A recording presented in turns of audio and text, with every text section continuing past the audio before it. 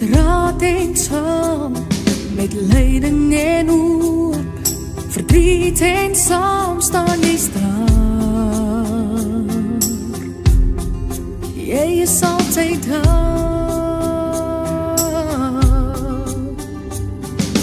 Dit wat ons doen, ons liefdes, ons vreugdes, ons plekke, ons thuisdes, tot daar waar ons reis, jy is daar.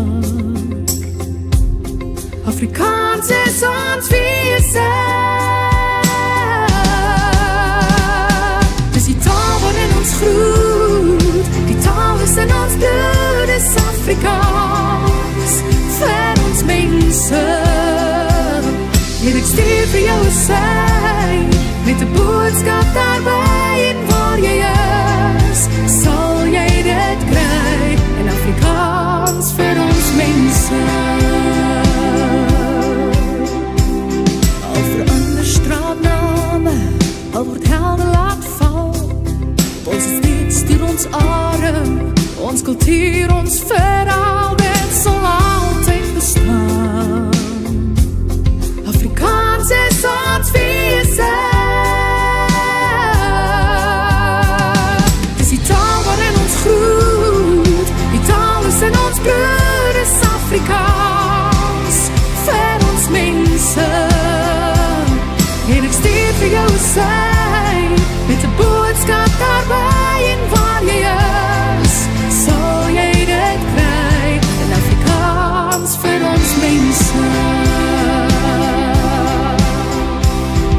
Ons is daarmee gebore, die taal waarvoor ons staan, dit vloei deur ons are, ons kinders praat het saam, dit sal altyd bestaan. Afrikaans is ons wese. Dis die taal waarin ons groet, die taal is in ons bloed, is Afrikaans, vir ons mense. En ek stuur vir jou 'n sein, met 'n boodskap daarby, en waar jy is. Dis die taal waarin ons groet, die taal is in ons bloed, is Afrikaans, vir ons mense. En ek stuur vir jou 'n sein, met 'n boodskap daarby, en waar jy is, sal jy dit kry, in Afrikaans vir ons mense. Afrikaans vir ons mense. Afrikaans vir my mense. Afrikaans vir ons mense.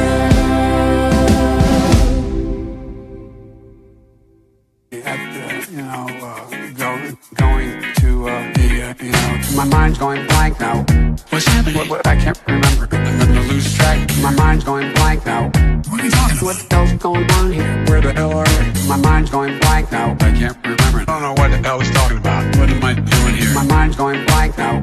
Where am I headed? I keep forgetting I'm in prison. Where am I? No idea. Last night on the television, I was on a telephone. Rapidly rising, and with I don't know. COVID has taken more than 100 years. Look, here's lives reflected in the NHEI. America is a nation that can be defined in a single word. I was inflicted in the we're going to seize the ill-begotten gains of Putin's kleptocracy. Yeah. NATO's purpose is to defend against aggression. Let me make that near and dear to you that you like to be able to. Anyway, my mind's going blank now. What's happening? What, I can't remember. I'm gonna lose track. My mind's going blank now. What are you talking about? What the hell's going on here? Where the hell are we? My mind's going blank now. I can't remember. I don't know what the hell he's talking about. What am I doing here? My mind's going blank now. Where am I headed? I keep forgetting I'm in prison. Where am I? No idea. I don't think as the idea that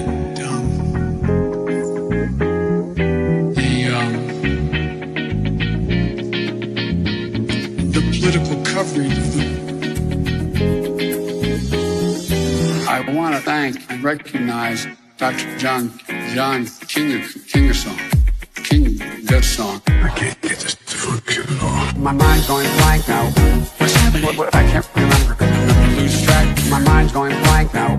What are you talking about? What the hell's going on here? Where the door? My mind's going blank now. I can't remember. I don't know what the hell he's talking about. What am I doing here? My mind's going blank now. Where am I headed? I keep forgetting I'm president. Where am I? No idea. No idea. No idea.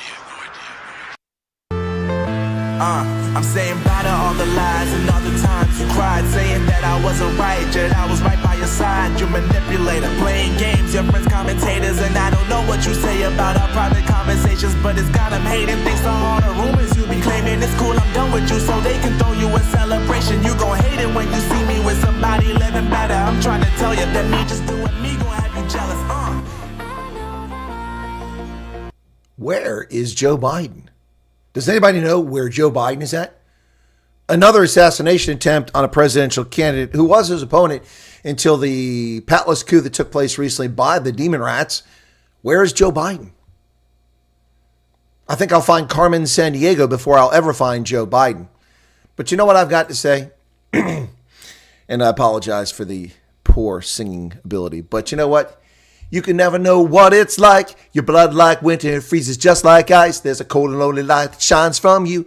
You wind up like a wreck that you hide behind that mask you use. And did you think that this fool would never win? Well, look at me. I'm a-coming back again. Got a taste of love in a simple way. And if you need to know while I'm still standing, you just fade away. Don't you know that I'm still standing better than I ever did? Looking like a true survivor, feeling like a little kid. And I'm still standing after all this time, picking up the pieces of my life without you on my mind. I'm still standing, says Donald Trump. Take that, you leftist, hate-wanking assassin wannabes. 2 times they can't get the Don. Ho-ho! The Teflon Don survives another assassination attempt. The corrupt, inept, and at this point we have to question intentionally malfeasant federal government of the Biden-Harris regime, leaving the president unprotected. What moron does not have security around the perimeter of a place that is shielded by bushes so that assassins can hide in them? Only an intentional effort to not protect the president of the United States could be the explanation. We heard it ourselves from the idiot.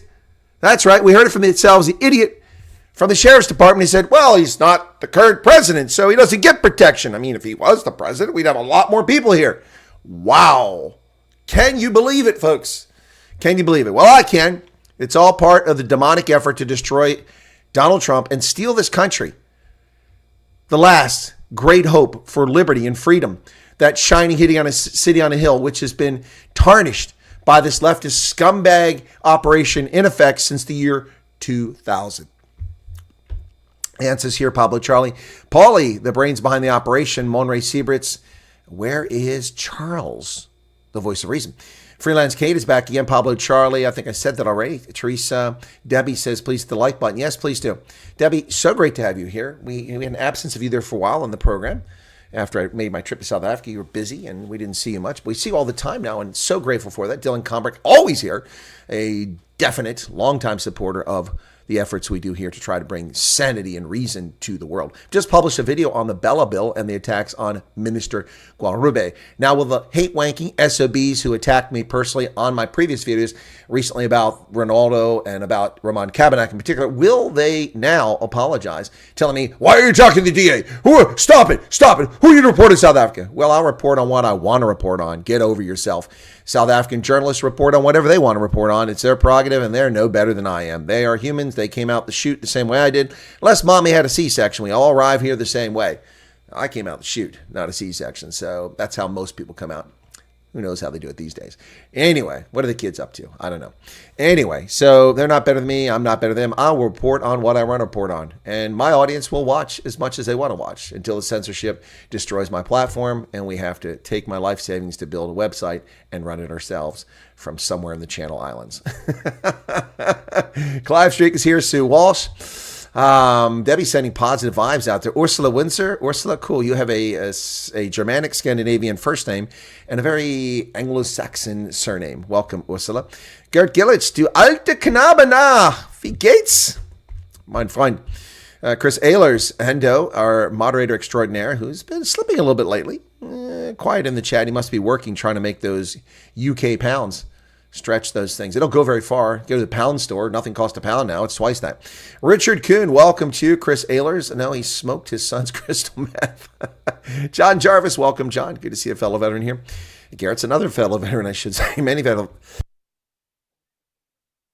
fellow veterans here in the chat. Leon, the man who helped me recover from the disaster of Sunday. Sunday, bloody Sunday. We fixed that. Thank you, Leon. Biden is on the bench. Exactly. I think he fell under the bench. Ulrich Fenter. Who else you got here? RJ says, Ronaldo, I'll say it because you can't. The DA is weak sauce to the ANC nothing burger. There you go. Jacques Vandenberg. Welcome, Jacques. Speaking of your namesake, Mornay Vandenberg will be playing this weekend for the Springboks. By the way, big lineup, ladies and gentlemen, this weekend on Rugby Senate. Hopefully have as big a weekend as we had last week. First off, it's back to United Rugby Championship action. URC action comes back to Rugby Senate this weekend with live play-by-play and color commentary. Our first game of the season will be Friday, 8:30 South African time, 7:30 in the UK, 2:30 in the afternoon here, Edinburgh versus Leinster. And afterwards, I'll probably treat myself to steamed crabs before the season ends. And that's Friday. On Saturday at 3 o'clock in the morning, good Lord, this is horrible. I will be up to cover, although it's not listed as being broadcast yet, but it should be in Peacock. If once it comes up, I will post it. Samoa versus USA for the bronze medal in the Pacific Nations Cup. After the USA and Samoa both lost to Japan and Fiji last week. Japan and Fiji will play after that, 6 a.m., but I'm not staying up for that. 3 a.m., I'll be up for that game. Whoo, it's going to be a long night. And then at 10 o'clock in the morning, ladies and gentlemen, is a much-anticipated 2024 Currie Cup final. It is the Lions.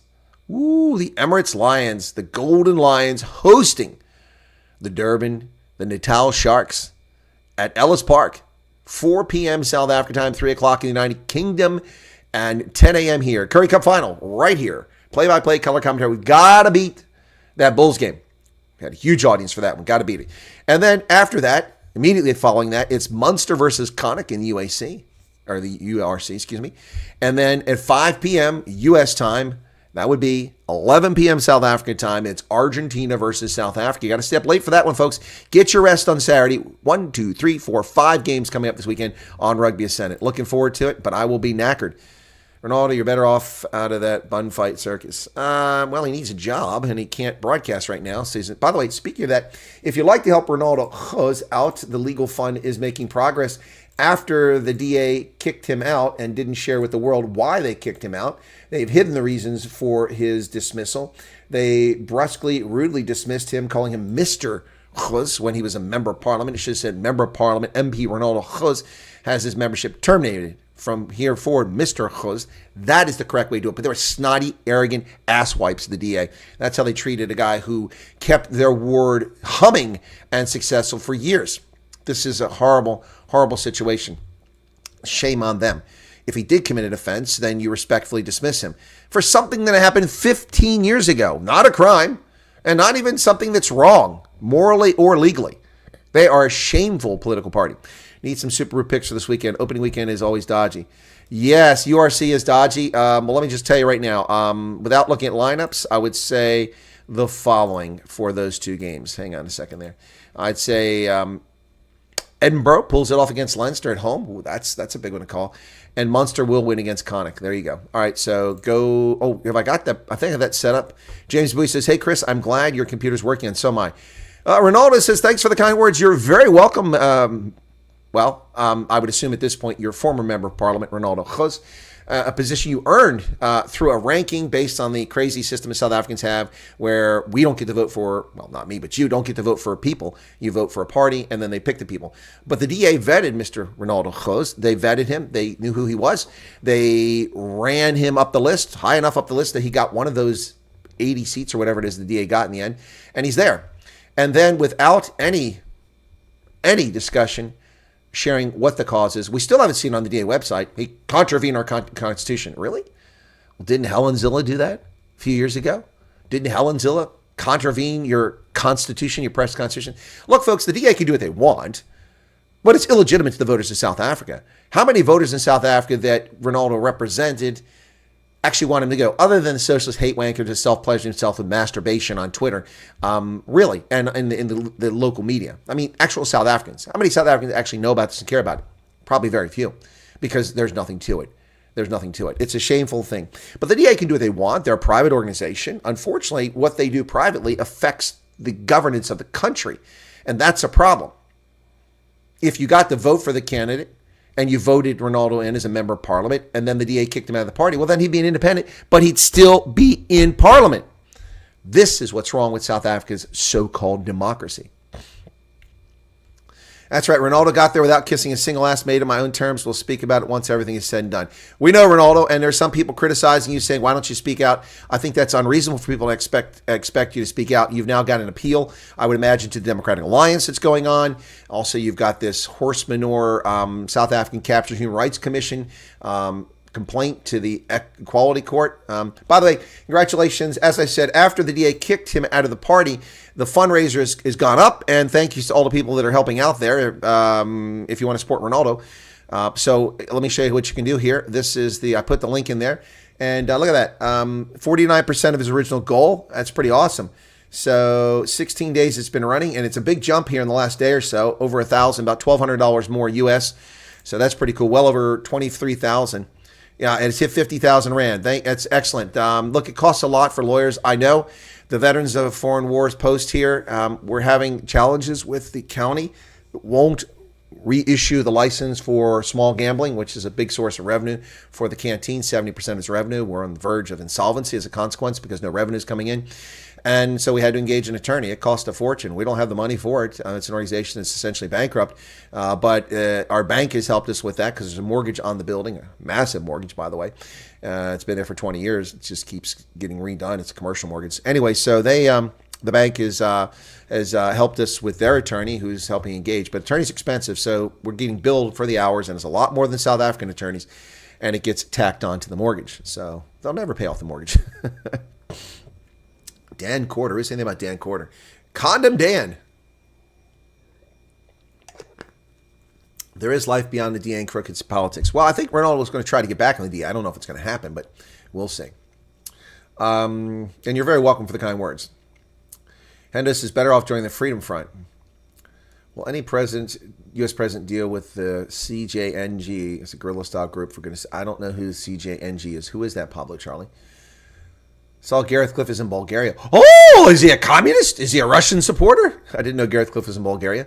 The studio the other day looked like it was in Bulgaria. I didn't like the green screen. I didn't like the green scene. Sean Ginter's here. Welcome. All right, so Matt's, I already got that. The DA claimed to cave to political pressure. Leon says, now I'm partyless due to everything they did to Ronaldo. Well, Leon, there are other political parties you can gravitate to. The ACDP, the Freedom Front Plus. I don't know about ActionSA. I think a lot of people are angry with them. To be honest, I think I'm done with politics, and I'd rather move back to the political commentator space. I have a lot to say. All right, Ronaldo. All right, we'll see. But I still think that as long as it doesn't cost you money, you should appeal their decision. And also, it's shameful for the DA for not publicly disclosing what the issue is. The DA may not realize it yet, but they've shot themselves in the foot. Well, they did. There's 3 things the DA's done the past week that have killed them, one of which you really can't blame them for. The Bella Bill, Roman Kabanak, and Ronaldo Khos decision. So the DA has mortally wounded itself. As I've said along, objectively, and this people, I have nothing against the DA per se. They're a left-to-center political party, and I'm not left-to-center. If anything, I'm center-right. We've done this silly little political test, and you see it all the time, that my social positions come down more conservative, but my economic positions more liberal, and I adhere to traditional liberal values like freedom of speech, freedom of assembly, freedom of worship, all those things. So the DA's left of that. They're comfortable promoting special privileges for homosexuals. I don't do that. Homosexuals are not special. They're human beings. They get no more rights than anyone else. They're comfortable promoting women's rights over everyone else's rights. I'm not comfortable with that. Everyone's equal. That's where I'm at. But the left likes that. The DA likes that. They do it all the time. In fact, I saw a lady posted a Twitter thing saying that calling Ronaldo and Roman alpha males, and people being snotty. And one sent a picture of Ronaldo with some LGBTQ plus folks in a photograph. He was supporting them. And so they called him not an alpha male, but it's silly people. Anyway, so look, The criticisms against the DA are legitimate that I make. When I talk positively about them, it's legitimate. And on the Bella bill, there's not really much that could be done here. Folks, what do people want? We'll get to the news in a moment, but what do people actually want? They want the DA to say, well, that's it. The government has to do this over. We're leaving the government. What's that going to accomplish? At Home Affairs, good things are being done. Presumably in the Ministry of Agriculture, good things are being. I don't know because I have no idea what John Steenhuisen's doing other than licking the boots of the Chinese communists.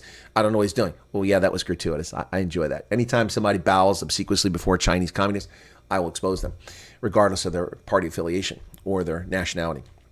But I don't know what's going on there. But we see good things in Home Affairs. Gate McKenzie's shaking things up for good and for bad. Doesn't know what he's doing, but hey, at least he's trying.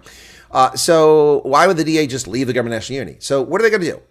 They have no leverage. I mean, if the DA had any leverage, which they think they had, Helen Zille seemed to think she had leverage against Fikile Mbalula in negotiations to form this government. First off, the government of national unity is only available if the EFF and MK aren't part of it.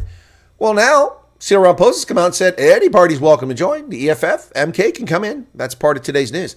Well, if that happens, the government of national unity will collapse. If the DA stays in a coalition after publicly making an agreement and stating they would not go into a government with the EFF, that's a deal breaker, and then the EFF comes in the GNU, it's over. So if the EFF is smart, they'll take the bait and join the government of national unity. Then the DA will drop out. It's pretty simple. Pretty simple, folks. And South Africa will continue its epic decline and collapse. Simple as that. Simple as that. Ronaldo spill the beans. No, Ronaldo cannot spill the beans yet. Have you seen a backlash on DA's YouTube comment section? Not good for them. No, I haven't seen that. I need to go. Let's go there. Let's go to YouTube. We'll look for the Democratic Alliance and see. Now,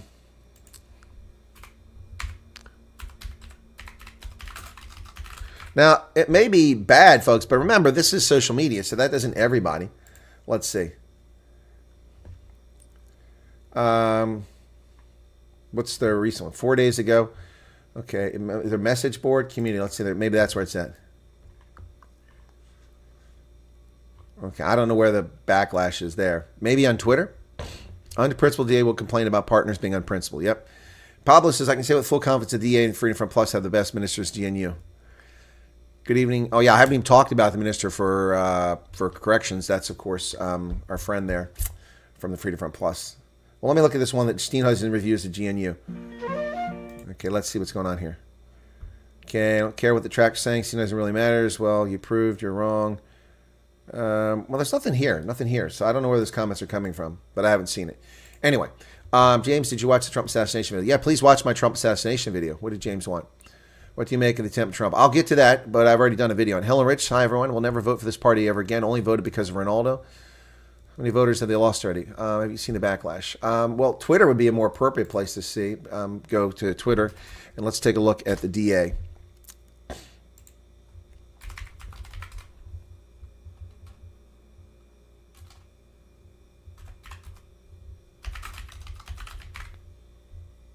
Our DA. Let's find the link where they say they've dumped Ronaldo. Boy, they posting a lot, I'll tell you that much. Oof. They are posting a lot. Okay, here it is. You are gutless, spineless, and above all, servile little turds to the globalist order. Every reason I had for not voting for you before has only been strengthened. Ouch. I'm so disappointed in this party throwing your people under the bus, left, right, and center to appease who exactly? If we preach forgiveness, why can't we forgive the young man who is wrong? Yes, he's sorry, definitely. I don't see why he should lose everything he has worked for because of an old video, yet you are in government with the most corrupt party. Can you confirm if you've left the GNU as the Bella bill is signed today? Oh. Now let's see if the same can be applied for Helen Zille. Ooh. Next thing, you're getting rid of Minister Siwe Gwarube, too, because some single flat cell said so. I don't know what that means. Bend over for your master, says Neil. Sarah Root says, apparently the irony is lost in you that you just proved the exact point he was trying to make in the video. Bingo! Well done, Dave. Just became the EFF's little prison bitch. Ridiculous and pathetic. So the Footsec ANC has you all by the short and curlies. Absolutely spineless backstabbers. What or who is next? The real federal council will decide the next elections. We applaud the federal exec for being decisive. There's no room for racism, says Douglas Dezoning. Shut up. Non-racials, anti-white for white erasure. Yep. ANC 1, DA 0. I said, Megan says, I hope he finally wakes up and realizes who and what the DA really is. You can't hide it anymore. DA is weak, wasted vote. Thank goodness I'm not a DA voter. In Clint's voice, of course, gutless man. The smart people of this country stand with Ronaldo. I look forward to supporting him wherever he goes. Yep, your efforts to oppose Bella only renders your recent actions to rid yourselves. The race is futile, if you ask me. Oh, shut up. Pathetic DA, disappointing, weak, servile. This is like 95%, angry at the DA. You did what you had to do, so now we can expect a massive fight for the DA to rid Parliament of Maxtima, Malema, and all this honor. No, they're not going to go away. Shame on you, bunch of spineless cowards. Why do you keep feeding the crocodile and never dig a trench? Guys keep crying that we vote for smaller parties, but you continue to prove us right, and every time by the next election, you'll be telling us you're merging with the ANC. That's what I said. The DA will likely merge with the ANC. It's coming. Yeah, lots of... then the black racists are down here doing their silly dances and such. Now it's trending about 70-30. Anyway, yeah, so there you have it, folks. Gabe McKenzie will bring Formula One back to South Africa. Who cares, man? Formula One, South Africa.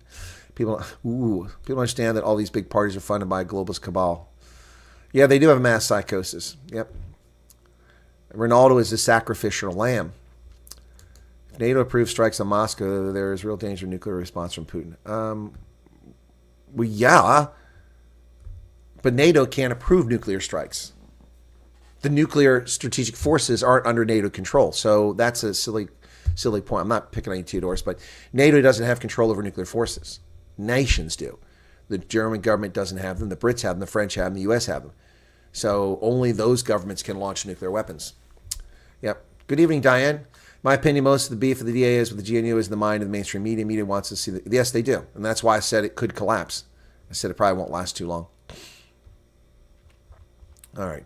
People don't seem... Okay, got it. Okay, now we're caught up. Let's get to the news, folks. We're half an hour in. Lots of news. By the way, I'll have a couple interviews coming up, a couple surprise guests. One tomorrow, live broadcast tomorrow at 4 p.m. South Africa time. I'll be interviewing someone about the Bella Bill. The Bella Bill, a South African. And I'll leave it at that so that the hate wanker can't run off and threaten them. Oh my gosh, this guy's a racist, a white supremacist. You don't want to go on that program. So surprise guest tomorrow. And then I will have on Wednesday, Neil DeBeer back on the program. We'll be talking about Bella and about the government of national unity. So that's coming up tomorrow, Bella Focus. And that's a special broadcast. And a special broadcast on Wednesday discussing this apropos topic. Why is Cyril trying to convince Elon Musk to invest in the Marxist country? I don't know. Pablo, maybe he wants a cut. Well, maybe he wants a cut. 51 likes, 124 people currently here. Let's get to the news. Or are you just enjoying this conversation? Teachers Union slam Siviwe Gwarube for snubbing the president's signing ceremony. Vinant Dutoy. Yeah, I'll talk to him about getting him back on. Also, skid marks. I think skid marks asked me to go through Vinant, asked me to go through Vinant to contact him so we can do something together. Skid marks. That was nice. I went there, listened to his channel. Interesting fellow. All right, let's get to the news finally. A half an hour into the program. Don't you know I'm still standing? Trump! The original Teflon Don, Donald Trump survives a second assassination attempt, folks, and we're going to talk more about that, so don't run off. Does the Bella Bill, what's this about teaching everyone English? Your sentence isn't complete. Kate, freelance Kate. The Bella Bill does give the government the right to direct what the median of language is, and of course they want it to be English. It also criminalizes parents' behavior. If your child is delinquent, you can be taken to prison for it. If they don't show up, they're truant.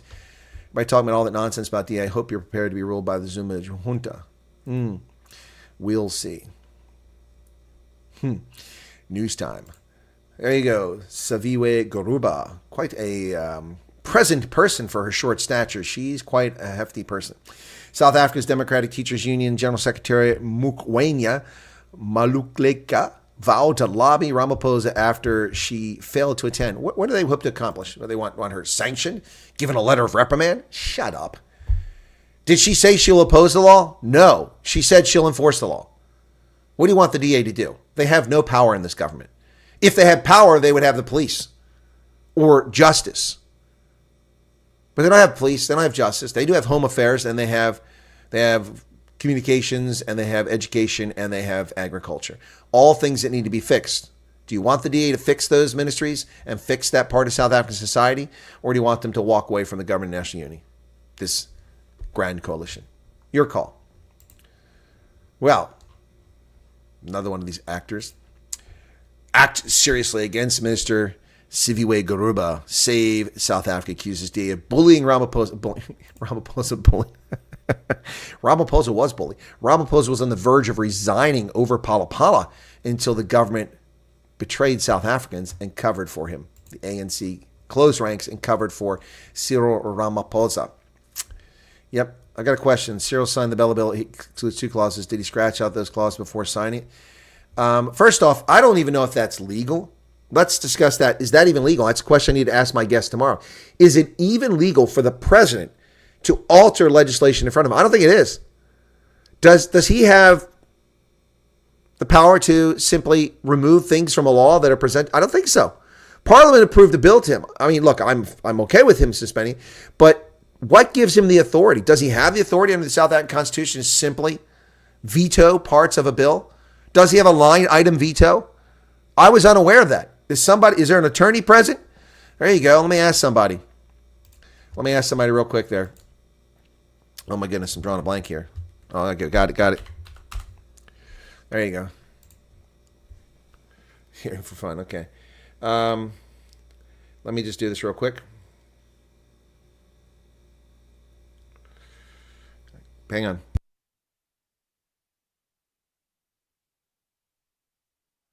This is Chris. I'm live on my broadcast. Don't worry. No one knows who I'm talking to.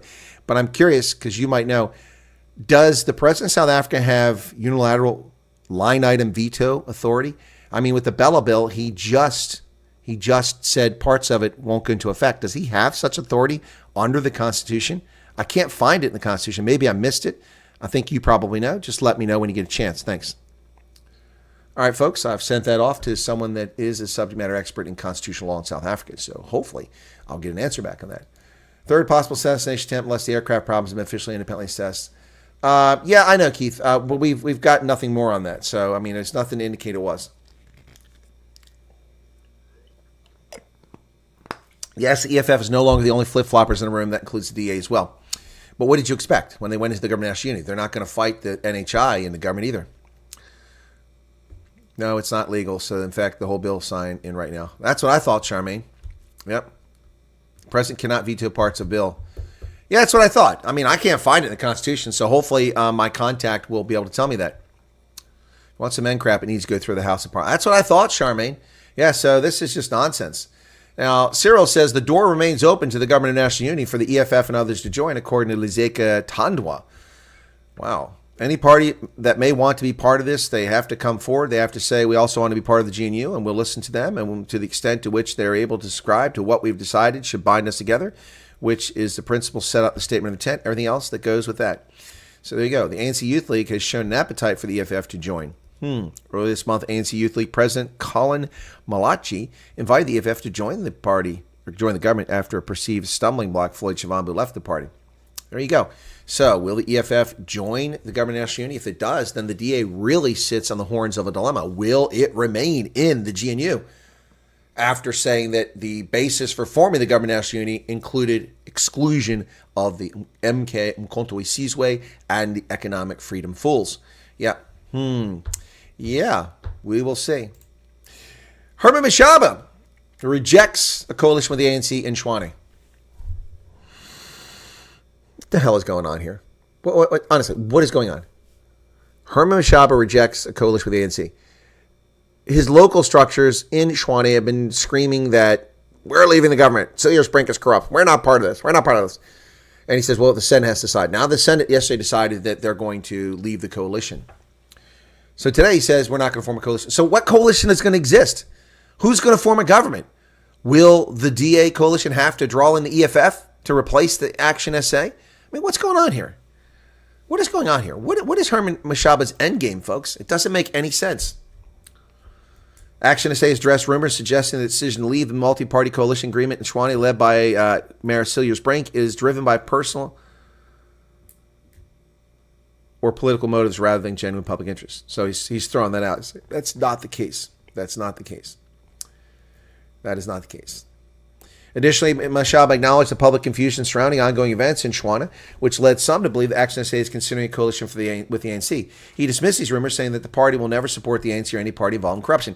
The problem with that, Herman, is that your party officials stood on the lectern at a press conference with the EFF and with the ANC saying that you were forming a government and voting out Cilliers Brink. So now you're saying you're not with the ANC? What is going on? What are these people drinking? Good Lord. Wow. Well, the DA fights back. Now, this is fake news by Andesiwe Makinana. Now, maybe it's not fake news by her. Maybe it's her editor. We always have to allow for that. If you know about publication, you know about journalism, you know about publishing, then, or if you're a published author or a journalist, you know that you often don't get to pick the headline. The headline for an article you write could be completely unrelated. And that's the case here. This is a lie.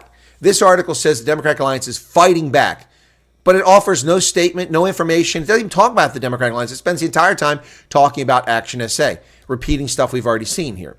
So here you go. This is fake news in Times Live. DA fights back after ActionSA serves divorce papers. Well, there's nothing in here about DA. She puts one line. The DA has described ActionSA's move as the final betrayal. They don't state who says that. And all the rest of this is about Herman Mashaba. Quotes from Herman Mashaba when he was on ENCA. Every bit of this article is ActionSA. This should be the story behind ActionSA's disagreement with the DA. That should be the title, not the DA fights back. There's no DA fighting back. Look at this, so dishonest. That's not even journalism. That is yellow journalism. Sensationalism. Unbelievable. Well, folks, vigilantes are at it again, beating to death a young man accused of cable theft in the most horrific fashion as South Africa's lawless condition continues. Oh, my goodness. This one reported in the IOL, the toilet paper of record. Another alleged cable thief brutally murdered by angry community members in Limpopo. So somebody took this picture. 29-year-old man was under attack from community members. People took time to take photographs. The man died. Wow. The attack happened Saturday morning, according to provincial police spokesperson Colonel Masalela Ledebwa. Upon their arrival, they found the victim being attacked by the community, assaulting with all sorts of objects and being accused of stealing cables. The victim was rescued by the police and taken to the nearest hospital for medical attention. Later during the day, they received a report that he succumbed to his injuries. Police are investigating a case of murder. The deceased man has been identified as Tapelo Lekala, a resident of Ngwaritsa village. Once again, vigilantes in South Africa. Will these people be investigated, arrested, charged, and convicted of murder? They should be. You're not the judge and jury. You don't get to take the law into your hands. Cable theft? You're going to murder a person? Yes, cable theft is a real issue, RJ. I've covered extensively. I've been to the spots in Cape Town where the cable thieves burn the rubber off the cables in plain view, plain daylight, and the law enforcement does nothing about it. They know where it happens. They do nothing to stop the cable thieves. You have to wonder why. Driven right by it. Seen the spot. There's probably many of them, but I know one spot on a major road in the northern part of Cape Town where they burn cables. North of Parklands. Under fire, Justice Minister Thembi Simelane is going to represent South Africa at the BRICS Justice Ministers meeting in Russia.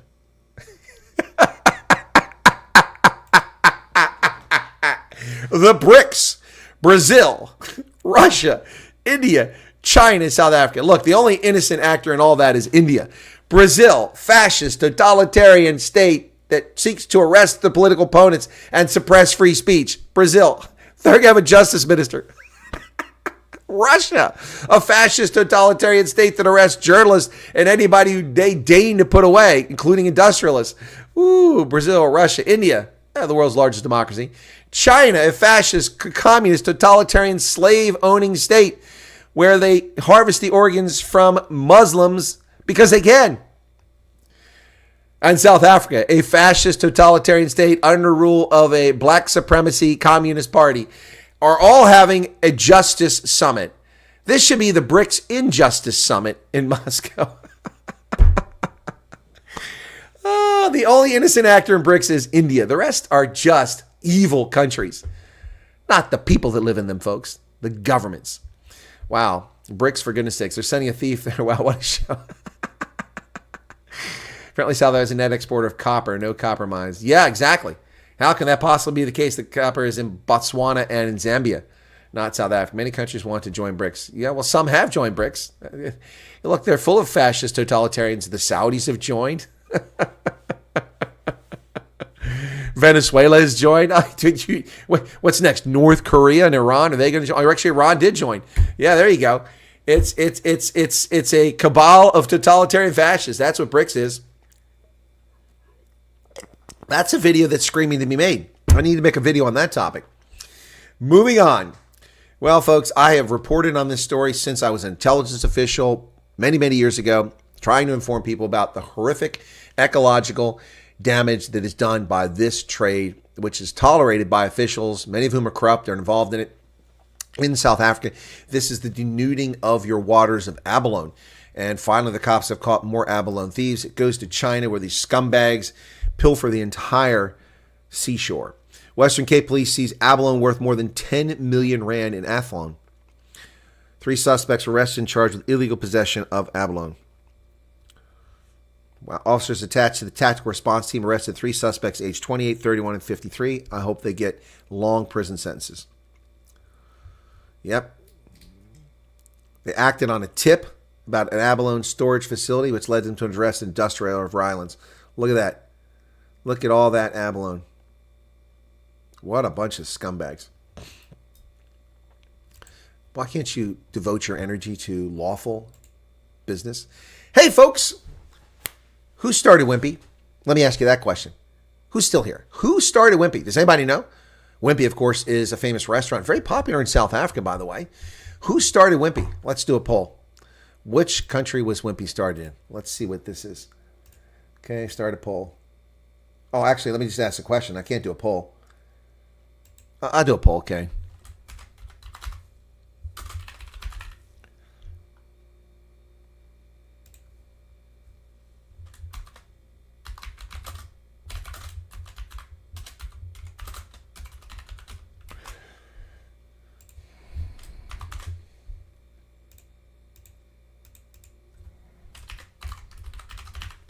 You're going to get 4 options here. Where did Wimpy start? There's your poll, folks. You get a chance to vote in the poll. Did Paul Mashatile pass away? Not unless it's happened in the last couple hours. Did you hear something about it? Let me go to News 24 and see if it's come up. Nope, not that I see.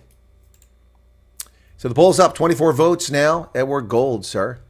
United States citizen, says Tion Engelbrecht. Eucalyptus Land, says RJ. You might need to adjust your attitude on the BRICS. Anyway, your long U.S. intelligence history means you're also brainwashed.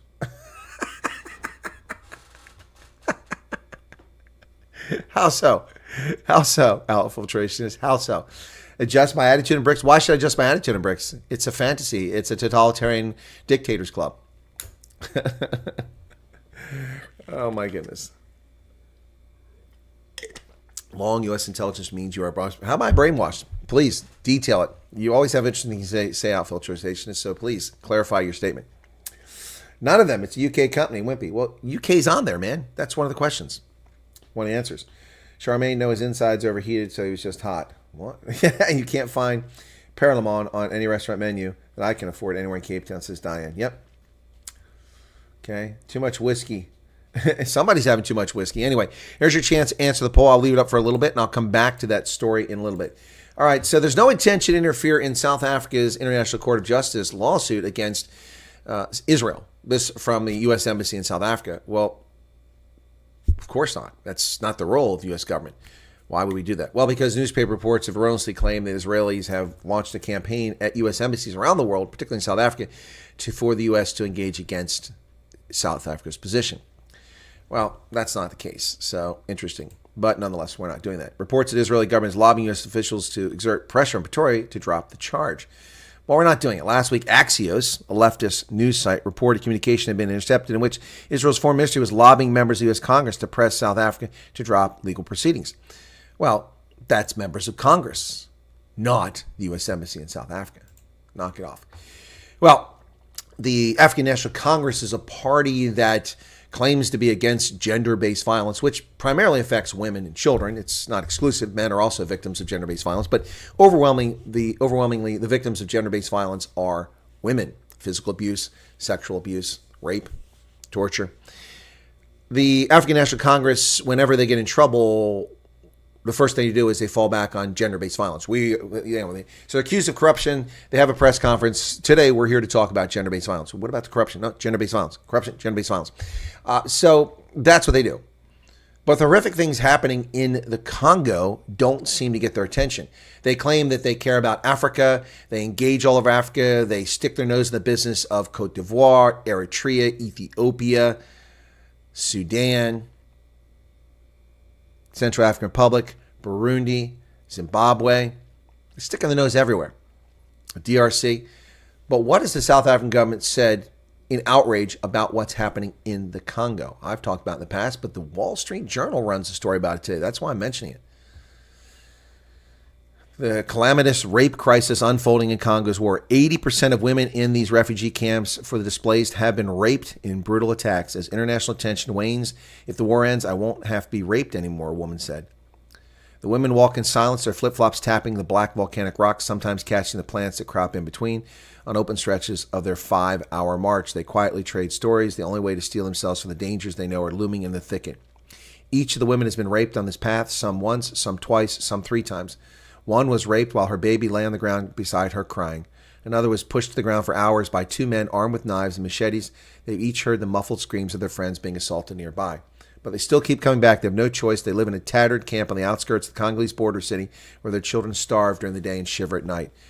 They need to collect firewood and edible plants to supplement the small rations of flour and beans they receive once a month. And those can be found in a remote section of Congo's Virunga National Park, world famous for its majestic mountain gorillas and now a hideout for hundreds of newly empowered fighters. I go when my children are crying from hunger. I go when I don't have clothes. I go when we don't have anything, says Esperance Kanyamanza, a 26-year-old mother of 4 who's been raped 3 times over the course of 7 months, most recently 2 weeks before our interview with the Wall Street Journal. This is how Congolese live. Where is the African National Congress's concern for these black Africans? Where is the African Union's concern for these black Africans? Where is the United Nations' concern for these black Africans, these women sexually abused, raped, impregnated, infected with sexually transmitted infections? Where are all of these people who speak about gender-based violence? Now, Lady Pandor, you were the Minister of Foreign Affairs, and instead of dealing with this issue close to home in Africa, where South African troops happen to be in the Congo, and you are focused, and we're focused on Gaza with your fellow traveler, communist, antisocial, Palestinian liberation clowns. Wow. Well, there you have it, folks. That's what they care about. Not about the victims, not about the women. It's not about them. Nah, they don't matter. They don't matter. These are not people that matter to them. They don't matter to politicians. They don't matter to powerful people around the world. They don't matter to the NGOs. We have NGOs busy in South Africa worried about, Sivewe Gwarube missed the Bella meeting. She didn't go. Oh, she must be punished. How about the rapist, the murderers, the thieves in the Congo, or in South Africa for that matter? How many votes we got? 60 votes? 60 votes. All right. Congo has gone to crap. Yeah, since you left as a child. It's an awful but true story, Fleschen, and they don't cover it. They do not cover the story. Why? Ask yourself why this story is being forgotten about. Look at the squalor there. That's in Goma. 500,000 displaced people. 80% of the women there have been raped at least once. What is wrong with people? In the camps around Goma that host 500,000 displaced people, an estimated 80% of the women have been raped, including girls as young as 8 years old. They believe the number may actually be higher. Even 80% seems little to me, she says. Almost all the women have to go to the forest, and that's where they get raped. Over a decade ago, political leaders and celebrities from around the globe made a high publicity pledge to put an end to the use of rape as a weapon of war. Hillary Clinton, as the Secretary of State, met survivors in Eastern Congo, which amid years of back-to-back and parallel conflicts has become known as the rape capital of the world. The UK's then Foreign Secretary William Hague, who visited Goma, the biggest city on Congo's border with Rwanda, with actress Angelina Jolie, likened sexual violence in conflict zones and the world's quest to end it to the slave trade of our generation. The U.S. spent tens of millions of dollars to educate communities in Eastern Congo about sexual violence and to provide medical, psychological, and legal support for survivors. Along with other Western governments, international institutions have promised better training for soldiers and other combatants to stop rape from being used as a weapon of war. Yet today, it continues. Funding for the U.S. Agency for International Development, its main sexual violence prevention and response program in Eastern Congo, ended last year. A $100 million grant by the World Bank that financed medical and legal services ended in September of 2023. So all the attention is disappearing, and all the money is going away, and the rapists continue. How about we start castrating them? How about we start castrating? I'm just saying. What do you think of that? That looks like everybody that's going to vote has voted in the poll, so maybe I'll end it now. You've had your chance to vote, and we'll do it. So 65 votes in the poll, and let's see what the results are. 33% say South Africa, 31% say UK, 24% say US, and 10% say Australia. The correct answer is the United States of America. In the 1930s, Wimpy was founded here in the U.S., and it built up 47 locations, if I'm not mistaken, before it took off overseas. And eventually, it was no longer an American phenomenon. Wimpy, wow, a place I cannot eat. The only thing I can tolerate are their French fries. Ugh, the rest of their food is nasty, nasty. But South Africans love Wimpy. It's an iconic restaurant. When discussing iconic dinner-style food outlets in South Africa, Wimpy automatically comes to mind for most people. With 458 locations across South Africa, it's become a cherished staple in the local dining scene, including holding a prominent place in the country's culinary landscape. I think that's a stretch calling it culinary, but anyway. While many attribute it to being South African, Wimpy's roots are international. However, it only truly gained its iconic status after making a significant impact in South Africa. Wimpy's journey began in the United States in 1934 when it was founded by Eddie Gold, which one of the viewers said, you gave away the answer there, but we still got a good poll out of it. 1934, Bloomington, Indiana. It was named after, of course, J. Wellington Wimpy, the character from the Popeye cartoon series. Yep. Wimpy Grills saw the highest point in the United States with 26 locations in 1947. However, success in the country of origin was short-lived. In 1954, he signed a licensing agreement with J. Lyons & Co. to operate Wimpy bars across the UK.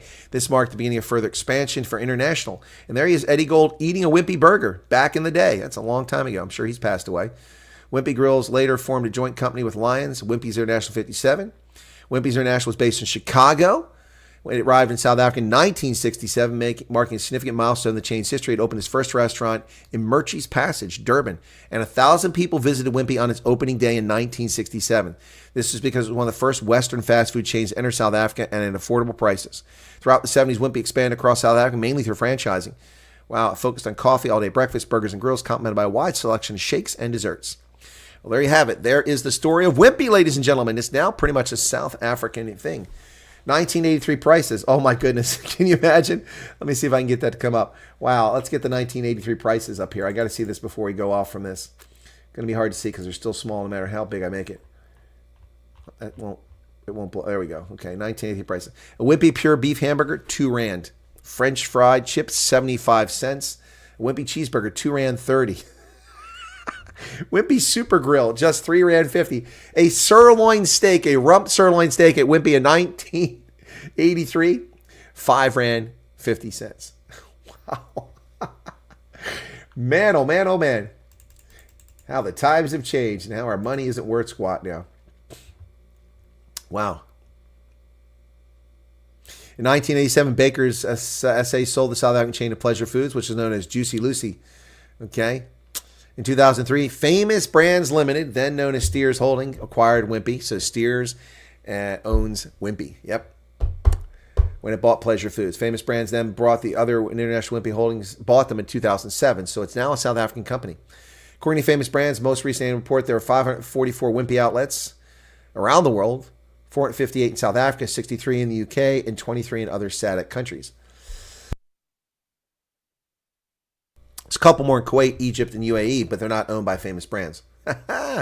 So Wimpy is now South African in its entirety. Well, imagine that. What's this post-to-face? Diplomacy is the ability to tell a person to go to hell in such a way that he looks forward to the trip. There you go. Really disagreeable fast food for me. It's McDonald's and KFC, I must admit.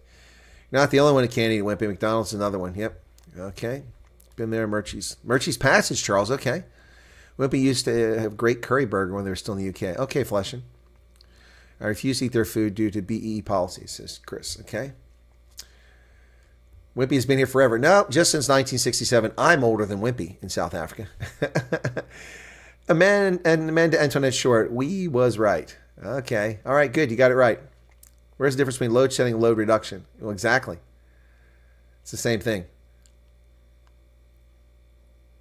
Why are you naming countries? Just say the whole continent, for goodness sake, all over the place. Okay. Yes, it's considered a luxury food in the East, and it costs a lot. That's why they kill them all. Yep. All right. What else we got here? But 1983, the rand was on par with the Deutschmark. What was U.S. dollar versus rand 1983? If it was on par with the Deutschmark in 1983, it would have been around 1 rand 90 or $1. You know, if it was on par with the rand, with the mark was weaker than the dollar in 1983. Whoops! Oh, seat went down. The rand was, or the Deutschmark in 1984 was 262 the day I arrived in June of 1984 in South Africa at my unit. 262 is what I got. 2 mark 64, 2 Deutschmark 62, and it went up 2 pfennigs that day. So it was 262, went to 264 in June of 1984.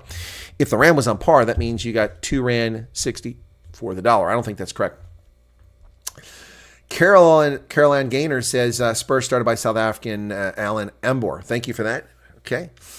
Our money is worth squat because of the dollar. Our dollar's worth squat too. No, it's not worth nothing. Look, those plastic bags that you put rubbish in for the bins, you put them in the bins, they take it away. I don't go through a lot of garbage here at the place, so unless I'm getting rid of old stuff, but regular household waste. Once a week they come and collect 2 bags from me. One of those boxes with those plastic bags lasts almost a year, about 10 months at last. I haven't bought those plastic bags in a year. Last time I bought them, they cost $3.99 for a bag of like 100 or something like that. I forget the total, maybe 60 bags, whatever it is, or 90. The other day, the same product that cost me a year ago, $3.99, is now $10.86. That's 250% inflation. Oh, no, inflation's under control. No, it's not Joe Biden's fault. It's not Kamala Harris's fault. No, it's not the government spending $2 trillion it doesn't have, driving up the cost of credit. It's nothing to do with that. It's not deficit spending. Bullshit. Alan would probably come on your show. Alan Arbor? Okay. Amber, excuse me. Does anybody have his contact? I don't know him.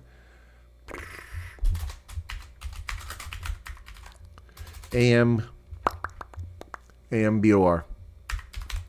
Okay, Spur. Okay. All right, well, I'll see if I can't find the guy, and I'll get him on. George says 1973 petrol is 8 cents. Okay, George, you are showing your age there, brother. You're old enough to buy petrol in 1973. I was in primary school. Okay. Caroline Gaynor has contact. Well, Caroline, I have an email, and there it is. Hendo put the email, so please send me an email there. By the way, if anyone sent me an email since yesterday afternoon when I got the computer fixed, I haven't seen it. I was busy using WhatsApp and talking to people and talking with Leon to get the problem solved. Tried to import something in 1983, hence the reason still. Oh, okay. That's why I remember the exchange rate. All right, so can the United States find new partners in West Africa after the exit from Niger?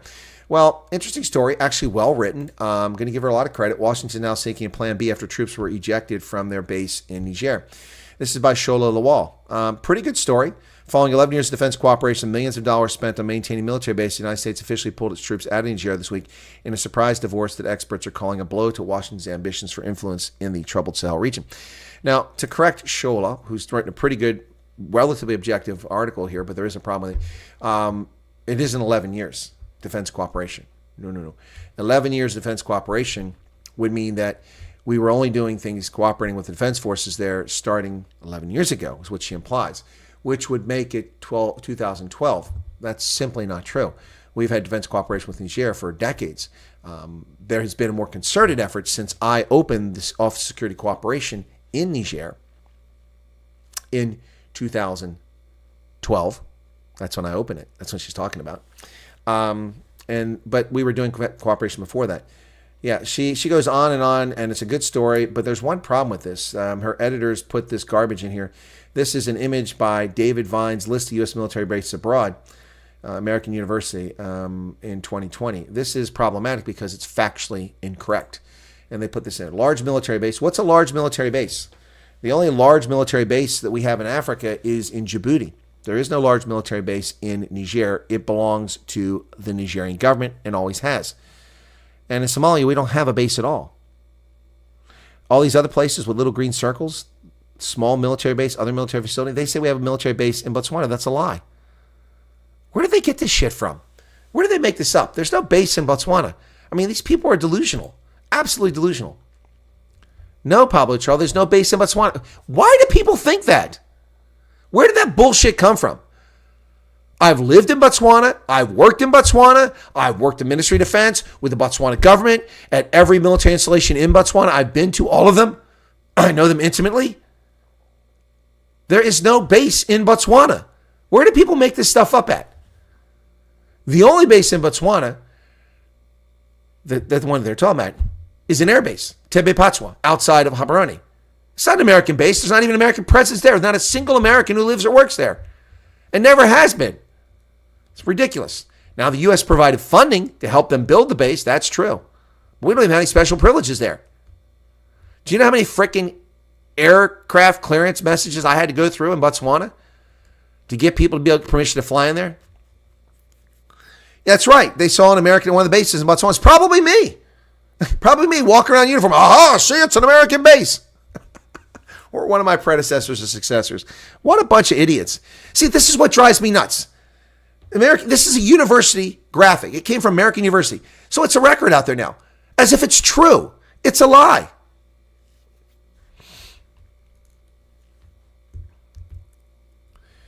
Fikele Mabulula said the ANC said the USA has a base in Botswana, but might have made it sound more than what it really is. There's no base there. These are racist lies by a corrupt government of the ANC. Show me the base. Show me the base. Somebody go there and show me the base. Then give me the records for the land tenure of the base. Then show me the financials for the base. Then show me who the commanding officer of the base is. I'm tired of this nonsense. And know nothing dipshits with long freaking hair and earrings and idiots that have never accomplished anything in their life have 1 million viewers on YouTube and say crap like this. Well, the American have bases like Nick Terse. That idiot doesn't know what he's talking about. He just makes stuff up, makes a living from it. Sick of this nonsense. These idiots sit on X all day and grab on a story they get clicks. Exactly, Charmaine. It was in the groups 3 or 4 years ago. And it was wrong 3 or 4 years ago. And I refuted 3 or 4 years ago. USA got 30 F-22s hidden in Botswana. Where, Sedgefield? Tell me where they're at. Where are they at? Please. I'm dying to know. Yes, Charles, American aircraft do land there. But you know what else is based there? 3 C-130s. Excess defense articles donated to Botswana in the 1990s. None of which are operational now because they can't fly over 10,000 feet because of pressurization issues with the fuselage. Yeah, Mr. Puncher, the internet says it's true, so it must be, just like everything else. Exactly. Roads were quiet on the weekends, had to plan long-distance trips properly because they took days. Yep. Pablo says there is a U.S. air base in Botswana. Where, Pablo Charlie? Where's the base? Tell me where it's at. In that big old open pit chrome mine now undercover. Which big open pit chrome mine? Where are they mining chrome in Botswana? They mine coal, nickel, diamonds. Where do they mine chrome? Where is it at? Tian says a military base near South Africa would be a good thing. I don't know about that. Pablo Charlie, you said yourself, bullshit. I have never said there's a base in Botswana. I've refuted it. Antoinette's saying, oh my word. Yeah, whatever. Look, if people in this chat want to believe horse shit, you're welcome to believe horse shit. I'm a bit surprised that anybody in here would believe horse shit. Right? I mean, you come here for a reasonable conversation and cogent thought. If you want to believe there's a base in Botswana, I urge you to drive to Botswana, go to the base, surreptitiously take some photographs, make sure you've got geo markers in the metadata from your camera so we know where you're at, and then share them with us. Share them with us. You can't do it because it doesn't exist.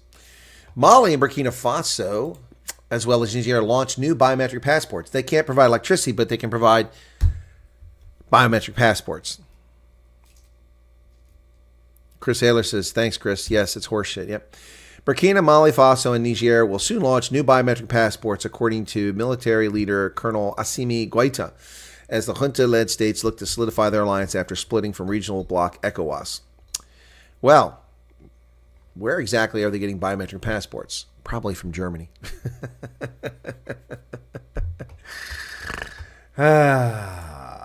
Sad news out of Nigeria, where a boat has capsized, folks, and at least 40 people have passed away. Wooden boat was carrying mostly farmers across the river near the Gumi town when the incident occurred in Zamfara state in the northern part of Nigeria. 50 farmers to fields across the river. Only 12 were rescued yesterday, shortly after the incident. It's the second time such an incident has occurred in the Gumi local government area. More than 900 farmers rely on crossing the river in the region daily to access their farmlands, but only 2 boats are available. Well, now only 1 boat is available. That's horrific. Tunisia's presidential campaign is underway a day after protests. Oh, these women are not happy. Calling racist, facile, greed, fascist. Wow. In English, they put it up there. Racist, facile, greed, fascist. BLM. What? BLM? Black Lives Matter. There are no blacks in Tunisia. About 30,000 maybe. Those descendants of slaves. The official start of the presidential campaign season in Tunisia began on Saturday, a day after Tunisians took their anger to the streets, the capital decried what protesters say is the deteriorating state of the country. In what appeared to be the largest protest since authorities began a months-long wave of arrests earlier this year, hundreds of Tunisians marched peacefully on the Friday and called for an end to what they call a police state. We're here to say no and show that we don't agree with all that's really happening in our country, Khalid Ben Abdel Salam, the father and urban development consultant, told the AP. In 2011, longtime Tunisian strongman Ben Ali was toppled by protests that unleashed revolt across the Arab world. More than a decade later, the country is still in the crapper. Oh, look, there is a dude there, at least one. This is September 13 protest. Well, President Kais Saied is a fascist dictator, and they're holding elections in which he's imprisoned his opponents. Not much going to happen there. And speaking of fascist dictators, Algerian court has certified Tebboun's landslide re-election win. Algerian President Abdelmajid Tebboune gestures outside a polling station. Algeria's Constitutional Court certified the landslide victory of President Tebboune in last weekend's election after retabulating the vote counts that he and his 2 opponents had called into question. He called it into question. Wow. The court's retabulated figures show that the leading Islamist challenger, Abdeli Hassan Sharif, beat him by about 75 points, with 7.7 million votes. The president won 84.3% of the votes, surpassing the 2019 win and a double-digit margin. Sharif, running the Movement of Society for Peace, won nearly 950,000 votes, or 9.6% of the electorate. The Socialist Forces Front, Youssef Ashouichi, won more than 580,000, or 6%. Well, there you go. Both challengers surpassed the threshold required to receive reimbursement for campaign expenses. So if you get 5%, you get reimbursed for the cost by the taxpayers. So they're going to not take it out of their pocket. Helen Duplessis says, so revolting. Our position just popping in alike. Well, thanks for that. Tunisia will stay with the same president, same as what happened in Algeria. Yes, Pablo Charlie, I've said that many, many times. Yep. The biometric passports in Germany, we just got our load shedding sorted. Okay. Japan's elderly population has reached 36.25 million people. Japanese age 65 or older now account for nearly 30% of the population. Wow. Japan's Ministry of Internal Affairs and Communications said on Sunday that the elderly make up nearly 30% of the population, a higher proportion than any other country in the region with more than 100,000 people. Roughly 20 million of those age 65 or older are women. My goodness. Japan's population fell by 595,000 in the past year, making the 13th straight year of decline as Japan's population implodes. Well, Germany has imposed tighter border controls. Shocker. Now that the fascist Nazi Angela Merkel is no longer in government, they're finally taking action. Germany reintroduced temporary controls on its western and northern borders. Western and northern borders? What? To combat irregular migration. The checks will now apply to Germany's land borders of France, Belgium, Luxembourg, and Netherlands for an initial 6 months. Why? What the hell? Why don't you put those border checks up on Austria, Czech Republic, and Poland? Well, Poland's not really an issue. They're stopping people. But yeah, no one's coming into Germany from Denmark. They're going from Germany to Denmark. Border checks with Austria are scheduled to run. Okay, they are until November 11th. Why aren't they done all the time? It's time to bring back the Zollamt and the Beamte at the Grenze. Ja, also wir brauchen unsere Beamten am Grenze und die uralte Zollamt auch. John Lowe says December 23rd, 1985, Zondo placed a bomb in a dustbin at Wimpy in the southern center of Toti. 5 people and another 40 were injured. Well, that's not the same Zondo that's in court. Young people can head over to Japan to take care of all the elderly. That's true, Helen. They're going to need caregivers. So it's to learn that the different colors of our passports mean you come from different areas, require different visas. No, that's not true, Erica. The different colors of passports are related to the status of a passport. So I can tell you this having had all 3 of the main colors for passports. So in the U.S., we have the blue passport.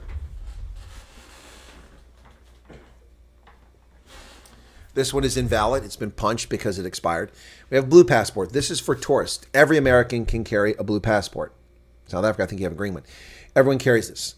We have a maroon or red. It's maroon passport. That's for official purposes. So government officials at the federal level will carry a maroon passport when they're doing official duty. I've had that as well. And then we have a black passport, which is a diplomatic passport.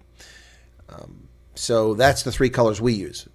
Now, there's a 4th color, but it's international color, and other organizations do the same thing. The powder blue passport of the United Nations, people get that as well. And then there's other ones. There's ECOWAS passport and things like that. But the color is not based on whether you need a visa. It's based on the status of the bearer. So when I present this, I'm a tourist, business person, school person, but I'm just a citizen. This is my identity document to enter a country. Simple as that. With the red one, it means I'm on official business with the travel. That's why I carry this, which means you're supposed to afford me consideration and facilitation to expedite my movement so I can perform my official duties in the country I'm going to. And the black passport is a diplomatic passport, which means I'm entitled to immunities. Now, interesting thing with black passport, I ran into this. Oh, what's this? I got a boarding pass here from Fly South Air. Cape Town International Airport, flight 690, June 5th, flying to Johannesburg. There you go. And seat A11, or excuse me, gate A11, seat 1C. There you go. There's my boarding pass. Wow. June, interesting. An expired passport. This one has those darn luggage tags on the back. I want to take them off because I used to keep these boarding passes. I had hundreds of them from all my flights around the world, but they fade. The ink fades on them, especially the ones printed on car. They use a really cheap ink. It doesn't last very long. Looks like it's biodegradable. Anyway, there's the boarding pass. All right, and that's a passport. Yeah, so that's the story of passports. Yeah, so anyway, I hope that answers the question, Erica. So apparently the gun that was used to attempt on Trump was an AK-47 style with a scope, sniper's rifle. The scope was attached to it. That's correct. Erica's being called. Well, she missed that. John Lowe was off sick from school. We stayed. Okay, well, that was probably lucky. Roger Rabbit's here. Bring back the past, says Chris Ehlers. Right, continuing on. Central European flooding is disastrous for Eastern Europe, Central Europe. Look at that in the Czech Republic, man. Oof, the Bela River. The Bela Education Bill. This is the Bela River. Flooding after heavy rain in Jesenik. Floods caused by heavy rains have been battering Central and Eastern Europe since the 13th, with at least 6 dead in Romania, 1 dead and several missing in the Czech Republic, and alarming water levels recorded in Poland. Poland's government was due to meet today to call a state of disaster. We need bottled water. Man, it's crazy. Hungarian Interior Minister Sandor Pinter said the government of Budapest was fully prepared to act, and the efforts for the time being focused on keeping the Danube and its tributaries within their banks. Up to 12,000 soldiers were on standby to help if needed. Slovakia's capital Bratislava and Hungarian capital Budapest were both preparing for as the Danube rises. That's not good, folks. Not good. Continuing on with our news. At least 8 dead now from those storms. People battered. That's in Jesenik, which I mentioned previously, in Czech Republic. 1 person drowned in southwestern Poland on Sunday. A firefighter taking part in rescue efforts was killed in Austria, and 2 more were killed in Romania. Strong winds and heavy rains forced people. This is a horrible situation. In Niederösterreich, the province surrounding Vienna, where government officials said the firefighter died, authorities declared an area of disaster and warned against non-essential travel. Things are looking desperate in that part of the world. Donald Trump is safe after another assassination attempt. He was the target of a second assassination attempt Sunday when Secret Service agents opened fire on a gunman at his golf club in West Palm Beach, where the former president was golfing just a few holes away. It was one hole away. Trump was unhurt and the suspect fled, but was arrested shortly later. At least one agent, who was 1 or 2 holes ahead of Trump on the course, fired after spotting the man pointing a rifle through a fence. The man, who law enforcement officials familiar with the investigation identified as Ryan Wesley Ruth, was born in 1966, was detained and is facing criminal charges. Authorities found AK-47 style rifle with a scope, 2 backpacks, and a GoPro portable camera, suggesting he wanted to film himself in the bushes where he was hiding, 400 yards away from the former president. About 250 meters. Wow. Lawmakers condemned political violence after the Trump assassination attempt. Bipartisan Congressional Task Force said that requested a briefing with the Secret Service regarding the latest assassination on Trump. The FBI confirmed it's investigating what appears to be an attempted assassination of the former president after shots were reported near his golf club. Martin County Sheriff William Snyder said a suspect connected to the incident had been taken into custody. Authorities have not disclosed the identity of the suspect at the time of publication. This is out of date. We know his name is Ruth. We knew it yesterday. Secret Service faces increased scrutiny for its failures after an apparent attempt on Trump's life. That's a pretty cool shot right there. Look at those trees. No security was outside. For a second time, just over 2 months, the FBI and Secret Service investigating what authorities described as an attempted assassination of former President Trump. The latest incident happened in West Palm Beach. It's not an apparent. It was an attempted assassination. So who is this wackadoodle? Well, here he is, the man who's raising the Taiwan Foreign Legion. Suspected gunman in an apparent Trump assassination said he was willing to fight and die in Ukraine. Ryan Ruth has a lengthy police record and spent years trying to link himself to overseas causes. He was detained by police. Before his arrest, he'd been seeking to recruit volunteers to fight in Ukraine, posting on social media about his willingness to fight Russia's invasion, even traveling to Kyiv 2 years ago. He also has the Foreign Legion, the Taiwan Foreign Legion. This guy is a wackadoodle. An absolute wackadoodle. Well, pressure growing on Mayor Eric Adams as corruption crumbles his corrupt government in New York City. It's about damn time. Mayor Eric Adams and his inner circle. Look at this goober wearing an earring. How can you take a pansy like that seriously? How can you take a pansy like that seriously? You're mayor, and you're running around with an earring. Look at that. Look at that pansy. You are a pansy, Eric Adams. You want to wear an earring? Wear it at the club. You don't wear it in your official duty. You are a man. Well, we thought you were a man. Maybe you're not a man. Ridiculous. 3 years ago, Eric Adams, then a rising Demon Rat star, would have been the main attraction event like this, a politically star-studded Democratic fundraiser at the famed Junior's Restaurant in Brooklyn. But his administration appeared to be in free fall. His stature and even his appearance at the fundraiser Monday is in question. In the last week, 2 prominent New York City officials have resigned as federal investigations swirl around corrupt Mayor Adams and his corrupt inner circle, raising doubts about his political future. The police commissioner, Edward A. Caban, resigned Thursday. Lisa Zornberg, the mayor's chief legal advisor, resigned Saturday. And it just goes on and on and on. New York City, full of corruption. Democrats, all you need to know. The State Department tried to discredit journalists, and this is what our government's doing instead of doing its job. State Department sought to denigrate 2 reporters and a member of the Congress as part of damage control over attempts over having helped fund advertisers' blacklist of the Post and other outlets allegedly spreading misinformation according to internal documents. So the U.S. Department of State, which has no responsibility in the United States, it's our foreign ministry. Its job is to engage internationally and provide passports for Americans and consular services overseas. That's the job of the State Department, not to interfere in domestic politics. But the State Department has been caught under the Biden regime trying to silence a newspaper, the New York Post, and journalists. The rot is so deep and pervasive. How do we root this out? I live in a banana republic. It's unbelievable. Thankfully, their actions don't hit me on a daily basis. But we know it hits us on YouTube because YouTube, at the behest of their overlords in the Biden regime, continue to censor content. Today, when I started this stream, for the first time in 3 weeks, my video didn't take 33 seconds to go live. From the time I push live here, and it goes over there, and it starts in YouTube, For 3 weeks, 32 or 33 seconds every single time before it goes live. Then it claims it's like 3 seconds. You see it on the screen because it gives you a running time of the video. So for instance, if I look at it right now, it will tell me that I've been on for 1 hour and 20 minutes and 8 seconds. But I've actually been on for 1 hour, 20 minutes and about 20 seconds. But for the past 3 weeks, there's been an extra 30 seconds in there. That is a consequence of censorship and blacklisting and shadow banning. The State Department did that to journalists and to Americans in violation of the First Amendment. It is time to round up these sons of bitches in this corrupt regime with indictments, charge them, perp walk them, take them down. It is time. And they don't get a free pass when they leave office in January. Winking, blinking, and nod should be charged with violation of the First Amendment. In March 2023, the department distributed press guidance about how to counter bombshell reports by Twitter files scribe Matt Taibbi and the Washington Examiner investigation journalist Gabe Kaminsky concerning the state's Global Engagement Center, its propaganda center.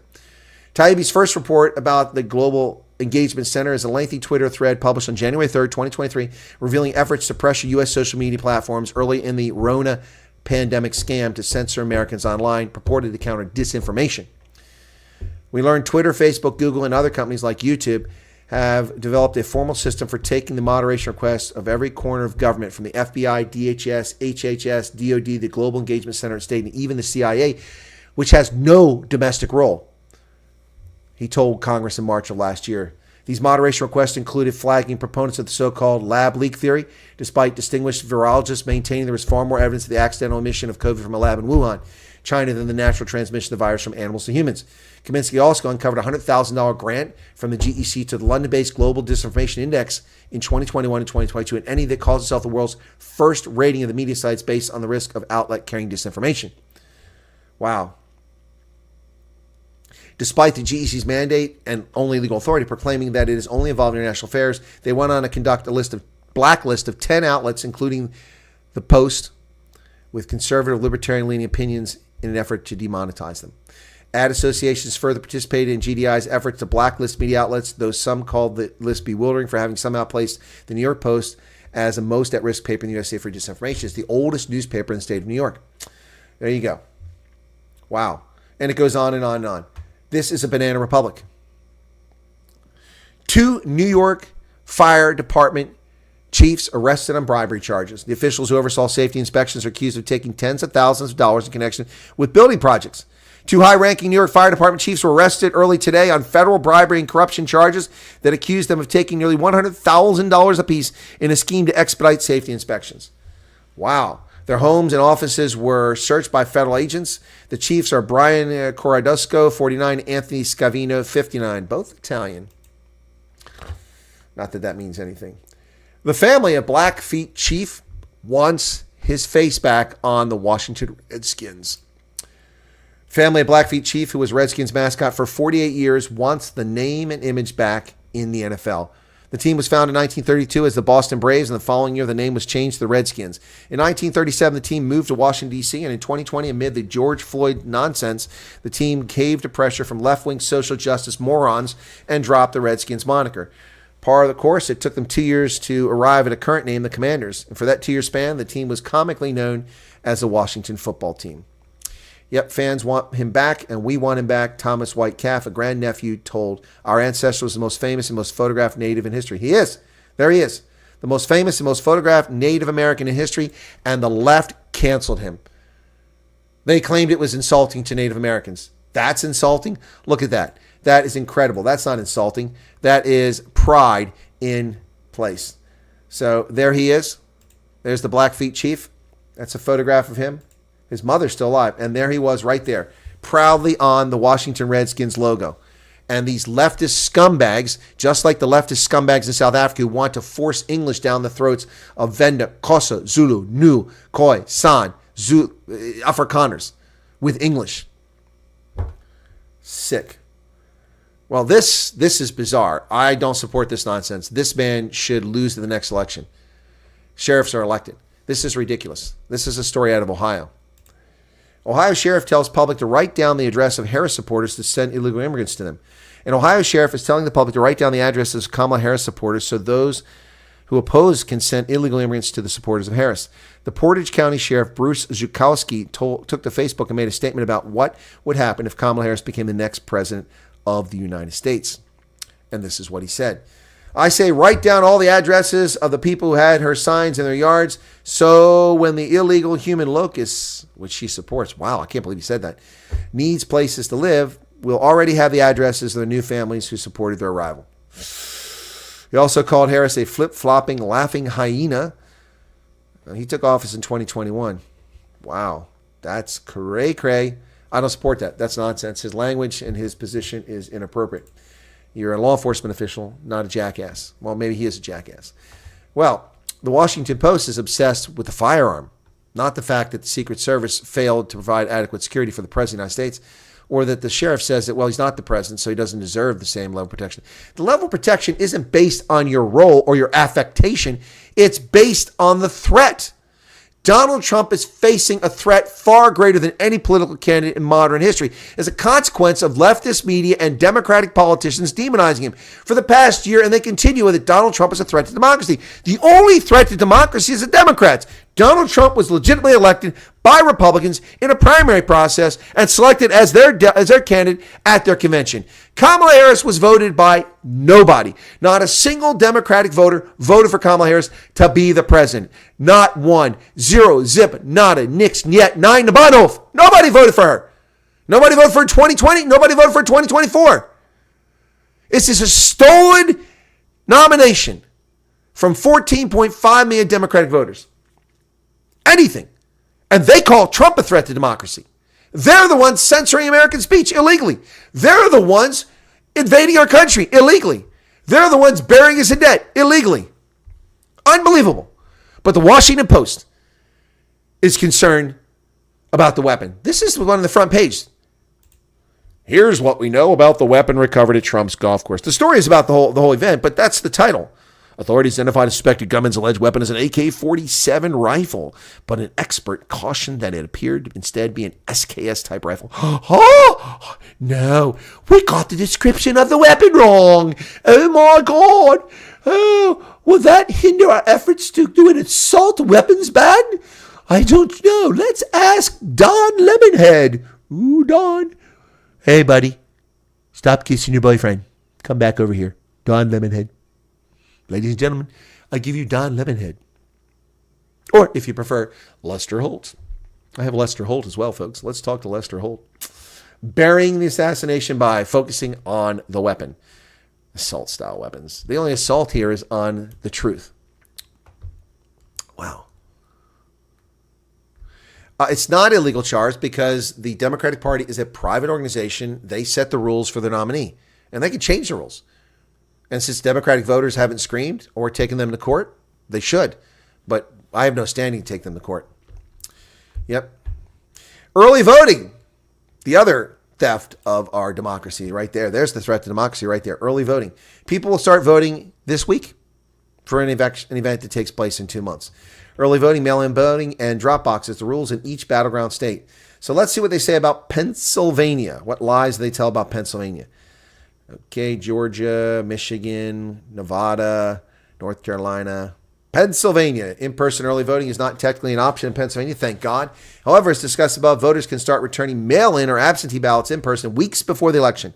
Until candidate nomination challenges are resolved, however, mail-in absentee ballots will not be available to Pennsylvanians. Election officials must receive mail-in and absentee ballots by 8 p.m. on November 5th, which is the law. Unfortunately, in 2020, the law was violated by the Pennsylvania Supreme Court, who ruled that they could count votes after, and that's how he lost the election. There's your fraud. There's your theft. There's no question about it.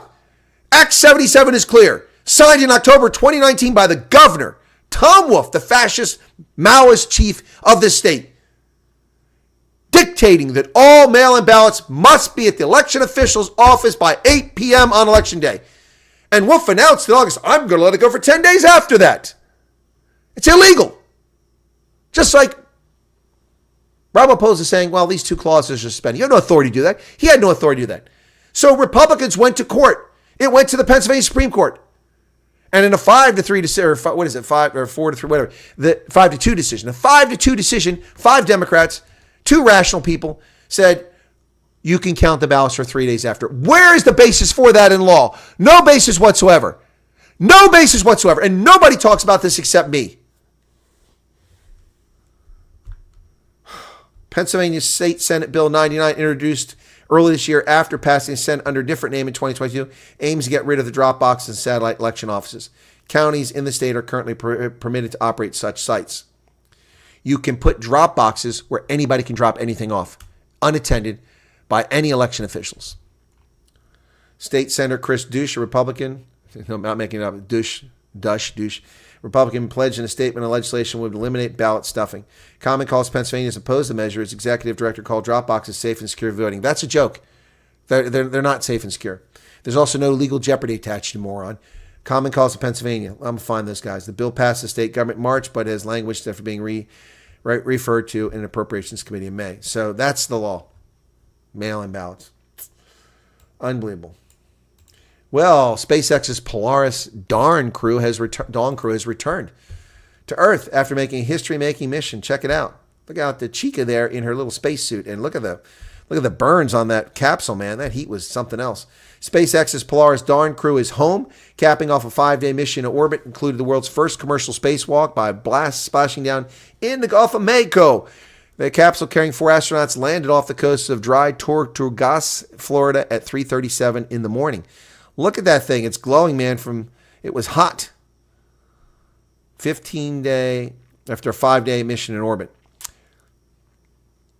Made history as it reached a higher altitude than any human has traveled in 5 decades. A spacewalk conducted Thursday morning also marked the first time such an endeavor has been completed by a privately funded and operated mission. They reached extremely high temperatures, 3,500 degrees Fahrenheit, 1,900 degrees Celsius on re-entry because of the pressure and friction caused by hitting the air while traveling at 17,000 miles per hour. The crew, however, should have remained comfortable at temperatures because they're protected by the heat shield at the bottom of the 13-foot wide capsule. Dragging against the air began to slow the vehicle down before the crew dragged and deployed parachutes that further decelerated its descent. Having hit the ocean, the Seacraft briefly bobbed around the water until rescue crews waiting nearby hauled them out of the ocean into a special boat referred to as the Dragon's Nest. Wow. The Polaris Dawn crew includes Mission Commander Jared Isaacman, the billionaire CEO of the finance company Shift4 Payments, his close friend and former U.S. airport pilot Scott Kidd Proteet, and SpaceX engineers Anna Menon and Sarah Gillis, 2 chicas. Yep, the crew's apogee, or furthest point from Earth, made Gillis and Menon the first women ever to fly so far from the planet. Crew dragging lowered the altitude to carry the astronauts out on a spacewalk. Wow. Pretty cool, huh? Pretty cool. SpaceX getting it done again. Kamala Harris is savaged on Twitter by people who don't take kindly to her comments about the assassination attempt on President Trump. Kamala Harris savaged on Twitter. Social media users ripped into Vice President Harris for what felt like an insincere statement following the attempted assassination of her rival.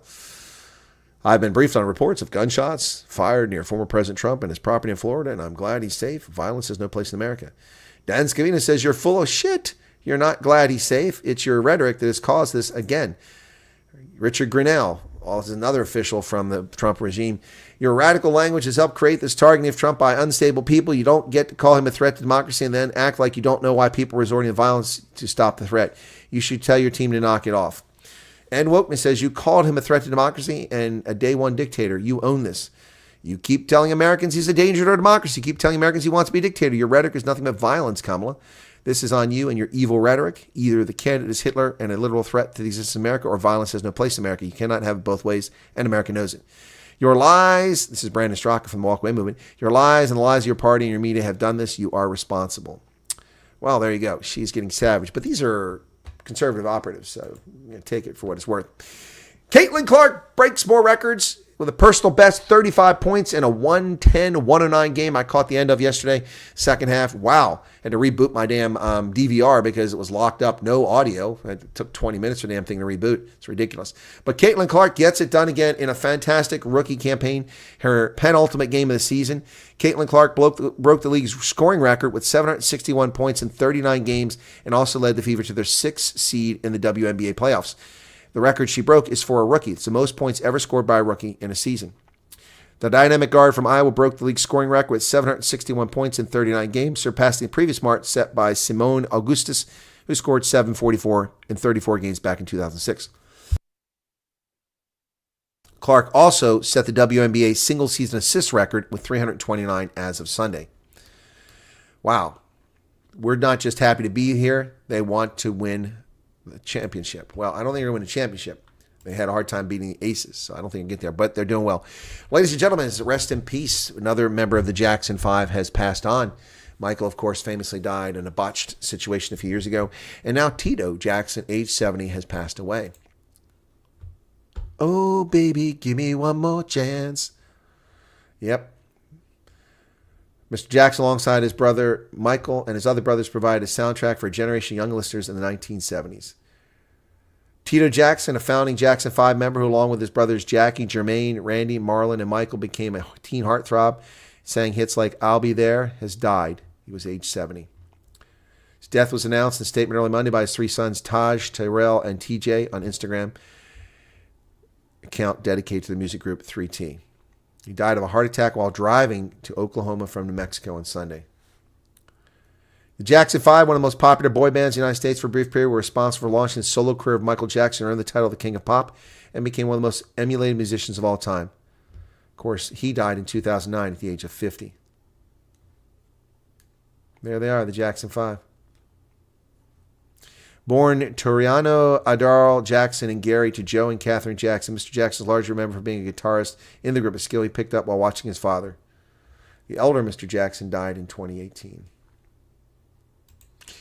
Fair winds and smooth sailing, Tito. You'll be missed. You'll be remembered. Oh, baby, give me one more chance. Well, folks, Sean Folshank, where you been, man? Been worrying about you. Polaris Dawn, 1.2 gigawatts. Emmett Brown, no. The sticker's electrical, but I need a good reaction. What are you talking about, Sean? Very cool. Wow, that was cool. Exoskeleton tech might be a good idea for non-obstructive pressure suit. When is our VIP African-American Elon Musk going to send Juju to Mars? I don't know. I'm waiting on that. Sedgefield says, that's Seagull Splash. They floated for about a few days. I immediately thought, crap, Elon is going to embarrass them with this opportunity. Yep, he did. Julie is back. Elon brought them back. Brought them back. Okay, astronauts still stuck in space. Yes, they are. That's not the same guys. But what are the laws pertaining to a nominee not being elected by their party, but rather appointed? Even a Republican Party has a challenge. No, you have to have standing in order to challenge something. That's why all the lawsuits that the Democrats claimed were lost by Trump weren't lost by Trump. There were lawsuits by conservatives and Republican activist groups, not by Trump, and the courts illegitimately claimed they had no standing.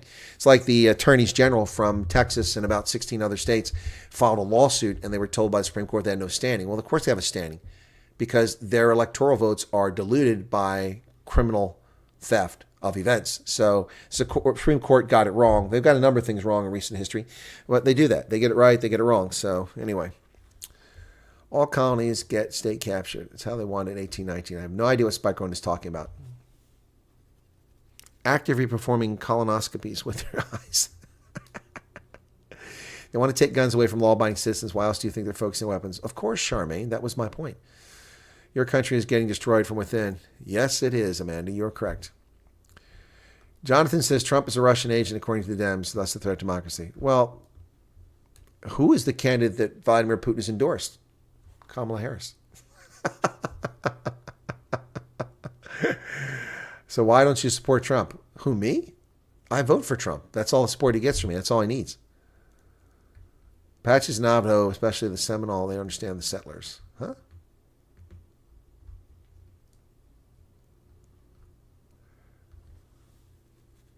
You must respect your natives. They fought against you like our Zulu should have, but got bribed by English.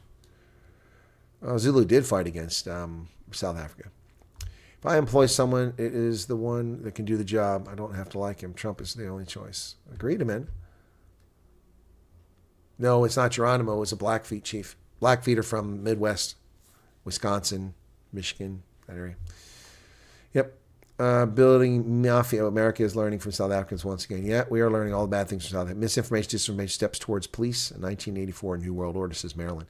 What a shame on the fire department in New York with 9/11 just gone by. Bugger them. Yeah, exactly, Paulie. What a disgrace. Julie says, I don't know why I'm listening to you again after you clearly said you're not a Trump supporter. So what are you talking about, Julie? Where do you get this nonsense from? How many times do I have to say I voted for Donald Trump and I will vote for him again? And I voted for him enthusiastically. Did you not watch my election coverage of 2020? Good Lord. Wait. Okay, I'm going to have to go to the old channel because it's on there. It's a 9-hour broadcast at Real Chris Wyatt. Are you trolling, Julie? What's going on? You just come here and troll and make up stuff? Okay.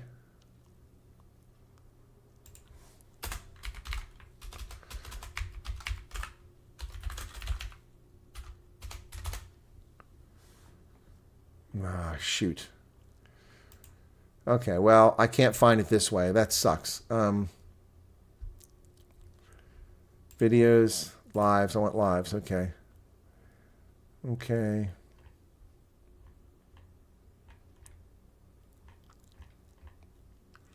3 years ago, January 2021. Maybe I can find it this way. December.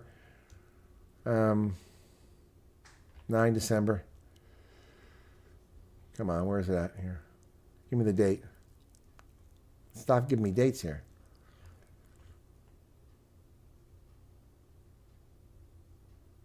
November, so it was before that. Veterans Day, 11 November, it would have been before that. Where's the damn election? Did I hide it? I'm looking on the channel where everybody can see it. October, so it's got to be on the spot right here. SpaceX launch. Chris van Heerden. That's Rhodes. Fox censors press. I don't see the date. November 15th, Veterans Day, November 11th. So it's got to be in here. Amy Coney Barrett, October. I must have hidden it so you can't see it. Maybe that's why people don't see it. But that was a 9-hour broadcast. Can't believe Trump almost fell. What are you talking about, Julie? Where do you get this from?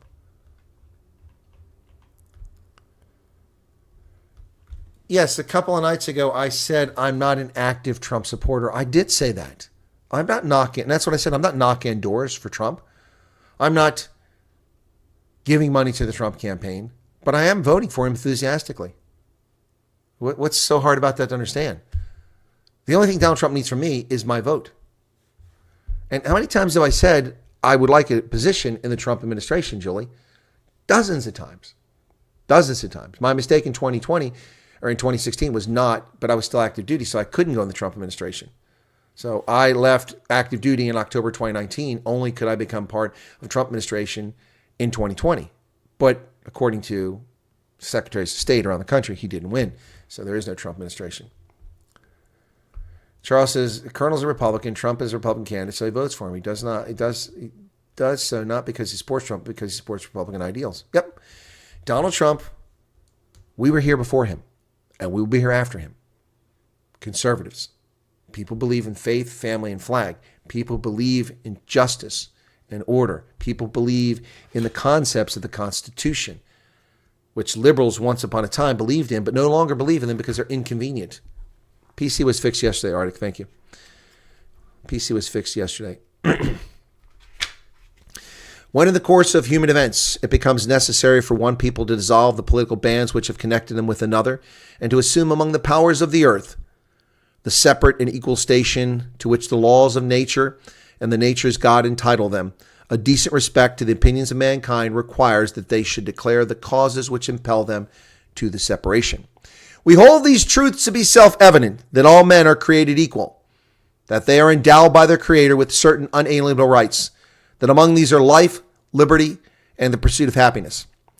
That to secure these rights, governments are instituted among men, deriving their just powers from the consent of the governed, that whenever any form of government becomes destructive to these ends, like the Biden-Harris regime, it is the right of the people to alter or to abolish it and to institute new government, laying its foundations in such principles and organizing its powers in such form as to them shall seem most likely to affect their safety and happiness. Prudence, indeed, will dictate that governments long established should not be changed for light or transient causes, and accordingly all experience has shown that mankind are more disposed to suffer while evils are sufferable than to right themselves by abolishing the forms to which they are accustomed. But when a long train of abuses and usurpations, presumably pursuing invariably the same object, evinces a design to reduce them under absolute despotism, it is their duty to throw off such government and to provide new guards for their future security. Such has been the patient sufferance of these colonies, and such is now the necessity which constrains them to alter their former systems of government. The history of the present King of Great Britain is a history of repeated injuries and usurpations, all having a direct object, the establishment of an absolute tyranny over these states. To prove this, let facts be submitted to a candid world. He has refused his assent to laws, the most wholesome and necessary for the public good. He has forbidden his governors to pass laws of immediate and pressing importance unless suspended in their operation till his assent should be obtained, and when so suspended, he has utterly neglected to attend to them.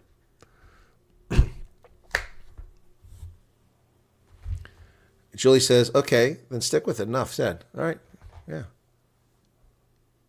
He gets my vote. Chris, you waste your time trying to explain. Some people are just willingly blind ignorant. Well, it's okay, man. It's a chance for me to read from that. Look, I mean, I love that. That's the Declaration of Independence, in case anyone's curious what I was reading. Yep. And one of my other favorite documents is the preamble to the Constitution. Let me get to that. Yep. Let me get the preamble. Whoops, I just lost that piece of paper. Fell out of there. Just always keep a copy of this bad boy here. Always keep a copy of it. Where's the preamble at? It's fine to find this here, man. I'm past it. Where you at? Section 9. Come on, it's too far. There you go. Constitution of the United States.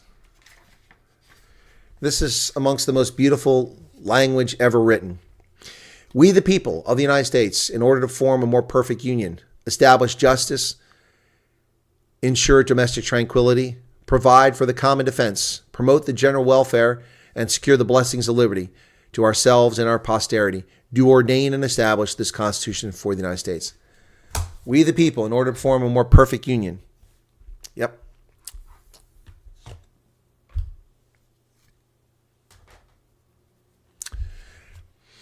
That's what it's all about, folks. That's what it's all about. A more perfect union.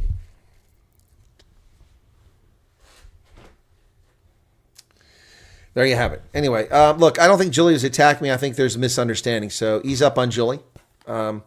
Yeah, but Julie, I mean, I get people that come from the eucalyptus sipping website there, known as, Loving Lunacy, who come on my channel and attack it all the time and make claims that things I never said or take things out of context to, confuse the situation. I think that maybe a few of my viewers might have thought you were doing that. Not accusing of it, just saying it happens. It happens rarely now, but it was a frequent situation there for a couple of years. So beautiful. In God we trust. Yeah, in God we trust. And from one many. E pluribus unum. From many one. Robert Rankin, you are late. The closest we have to a constitution are psych institutions. Where in the Constitution where'd that go? Someone just leave their message. Paul Dove didn't leave his message as I was reading it. Don't poke the oversensitive. You'll create another pronoun. Enjoy Johann Wolfgang von Goethe, Faust, and Effi Briest. Das ist ein weites Feld. Yeah, I don't know what he was going there. So where does it say? Well, there's a lot of things aren't in the Constitution. The separation of church and state does not exist. Where does it mention free trade? Well, it talks about trade in the Constitution.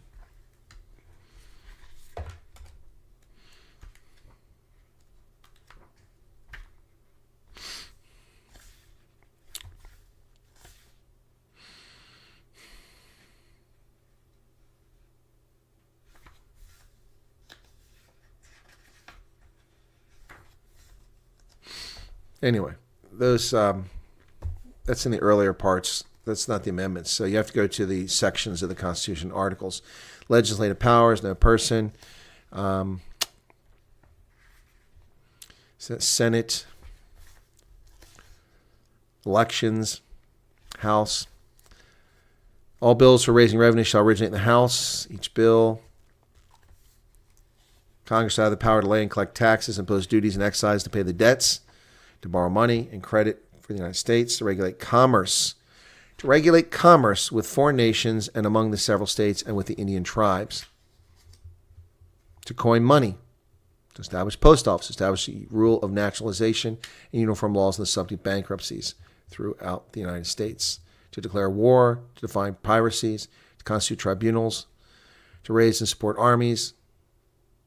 But you can't have a budget that lasts more than 2 years. Yep. So there you have it. That's where it talks about trade right there. To regulate commerce. Section 8. Section 8 of Article 1 of the Constitution talks about trade.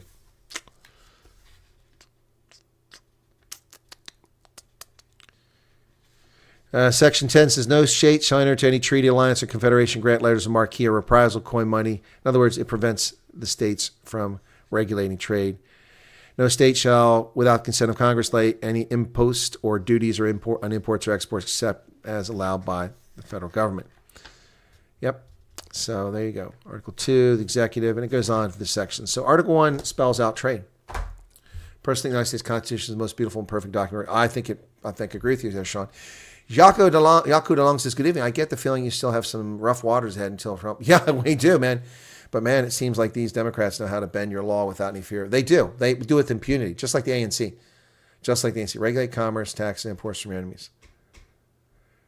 It does. It gives them all the authority to regulate commerce. So the concept of free trade or no trade is implicit in that statement. It's implicit. But if you're asking, does it say, allow for free trade? No, it doesn't. It does not say that explicitly. Is that your point, Paul? If that's your point, it's a valid point. But it gives the power to regulate Congress, any fashion it likes. So it covers that. Charmaine's laughing. Why are you laughing? I was once woke, but I was found. Oh, that, Chris. That's what you're laughing at. Where in the Constitution is meant free trade? Okay, that's it, Paul. I think I've answered that question. Oh, by the way, is anybody interested in webcams? I did some webcam surfing. Sometimes I do this occasionally. It's kind of fun. Let me bring it over and see if I can't find it over here. I'm going to bring this over to the other window. Hang on a second. So I'll bring this over here. All right. Let me find which ones. So I got some pretty cool webcams here. Here we go. This is Garmisch-Partenkirchen. Check this out. This is pretty cool. I want to put myself up here on the small screen. There we go. And I want to open up this screen. That is Garmisch-Partenkirchen at this hour, folks. There's the Zugspitze on the left-hand side as it pans away. Snow on the mountain in September already. All about that global warming, man. What a crock that is. Look at Garmisch-Partenkirchen. And they've marked stuff. Little historic spots there. Garmisch-Partenkirchen. How cool is that, folks? That is so cool. Anyway, so that's that one. Let me find another one here.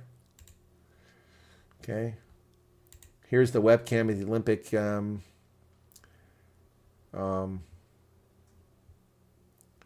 Here's another one. This is from the Olympic ski jumping point.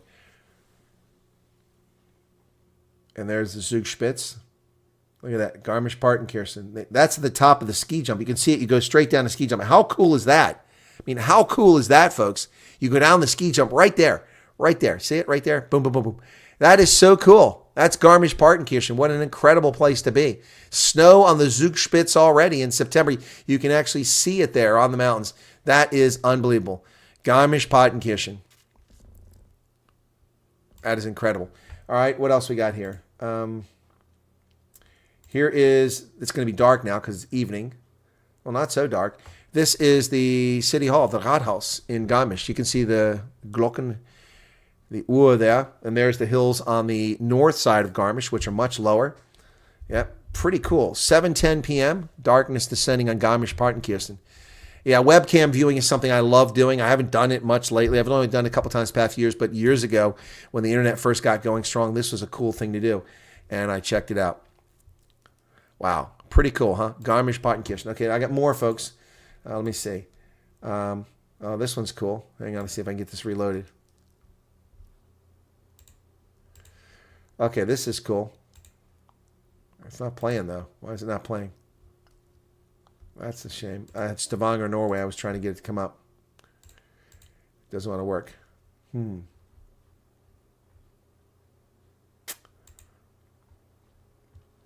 that's not helpful, that one there. Okay, the Faroe Islands. Let's go to the Faroe Islands, which are in the North Atlantic. For those who don't know, let me zoom out and see if it covers it on the map. That's as far as it goes out. These are the Faroe Islands. Let's look at Klaksvik. Is there one? There's no one in Klaksvik. Oh, there's one in Klaksvik. Let's go to Klaksvik, which is a really cool spot. Okay. That's Klaksvik. Check it out, man. Now, you can't see it because the clouds are there, but when you see that fjord there, that long finger that runs up this way, and it goes out, and you've got clouds here. On the left-hand side there is an incredibly imposing mountain. The town loops around this fjord in a U shape. You can see the houses there. That's Klaksvik, one of the coolest spots physically I've ever been on the planet. Klaksvik is amazing. Look at those clouds. They're moving at a pretty fast pace. Did you see the sidewalk portals? They had to remove them because people were childish and rude. What sidewalk portals? What are you talking about, RJ? Yep. Check it out. That is really cool, isn't it? That's awesome. Klaksvik. Man, I like that. That is incredible. Here, let me take myself off the screen so you can see better. Whoops, that's not what I wanted. I need to take this one off. Where's it at? Take you off. Now you can see the town in its entirety. Look at that. Check it out, man. Look at those clouds rolling into Klaksvik. How cool is that? Wow. That is cool. That is super cool. Okay, so we got a couple more of them here. I'm going to get that off the full screen here. Come on, boys. Full screen. Okay, let's look at Tórshavn. That's the capital of... Okay, here we go. And here's Tórshavn. Been there as well? There you go. Tórshavn is the capital of the Faroe Islands. That looks like it's stuck up in a field somewhere. It's been raining. You can see the raindrops on the screen if you look carefully there. So that's cool. For those who don't know, the Faroe Islands are the remnants of an ancient continent that is completely eroded and been eaten away by erosion and wound up in the North Atlantic. And this is what's left of it, a collection of islands. You can see how it's scraped along them. It's really, really cool. Let's try this one here. In Vágur.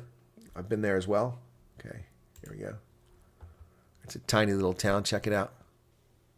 How cool is that, folks? You can see it's rainy there.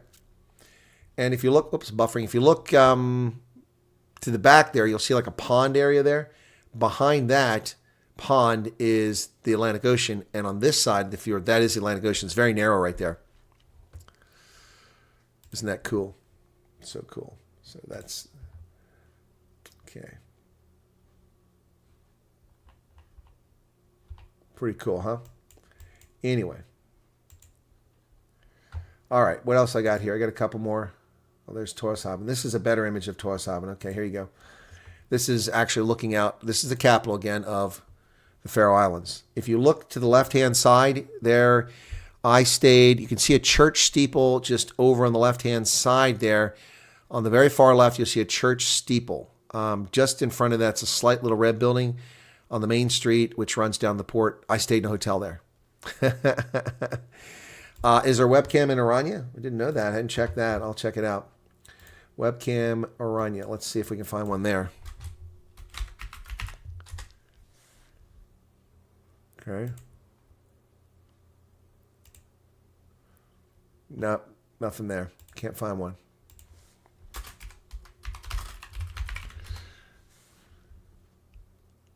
Try this one. Webcams in and around Iranium. No webcams nearby. Sorry about that, folks. I tried to get you one from Rotenburg ob der Taube, but this one isn't live. It's just a screen capture.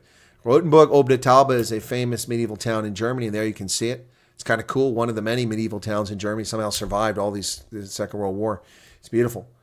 Yeah, but that's not live. You click on webcam, and all it does is take you to that picture. So, oh, there it is. It's nighttime now. It's dark in Germany. Look at that. And it's raining there as well. People hanging out down there on the street. You see the Fachwerkhäuser. Those are the half-timbered homes, the Fachwerkhäuser. Yep, so that's Rotenburg ob der Taube in Germany. And what else we got here? Bolzano. Let me go to that. This is in Italy, South Tyrol. Oh, this one's pretty cool. Check it out. There's the image there. Look at that. Sunset in the Alps in Bozen, or as Italians call it, Bolzano. This is in South Tyrol, Sud Tyrol, or as they call it, Alta Adige in Italian. Sud Tyrol. That's pretty cool. And they've got other ones. Let me see if I can't get this one. This one's, this is the plaza in the center of town. Let me see if that works.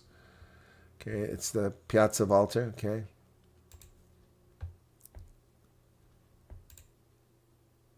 I can't see it very well. It's messed up. It's time lapse now. Here you can see time lapse if you want. Through the day. Here we go. Okay, let me see if I can't. I can't get it to blow up, so I'm going to have to zoom. It won't let me blow, so. Haha, it won't let me blow. That's funny what I just said. Okay, I'll do the time lapse here, and you can see the plaza in Bolzano, Italy. Bozen. Here we go. 6:30, 7, 8 o'clock. Look at that. Look at the day as it progresses. I've been to that Platz. It's beautiful. Wow, quite a change during the day. People wandering around there. 12:30, lunchtime. A lot of people coming out to get some food. And they'll go up till the current time, which is after 7 in the evening. That's kind of cool, huh? Look at that. Those are snapshots throughout the day in Bolzano. And there you go. Lights are on in the plaza, or piazza, as the Italians like to say. Weather from South Tyrol. Here we go.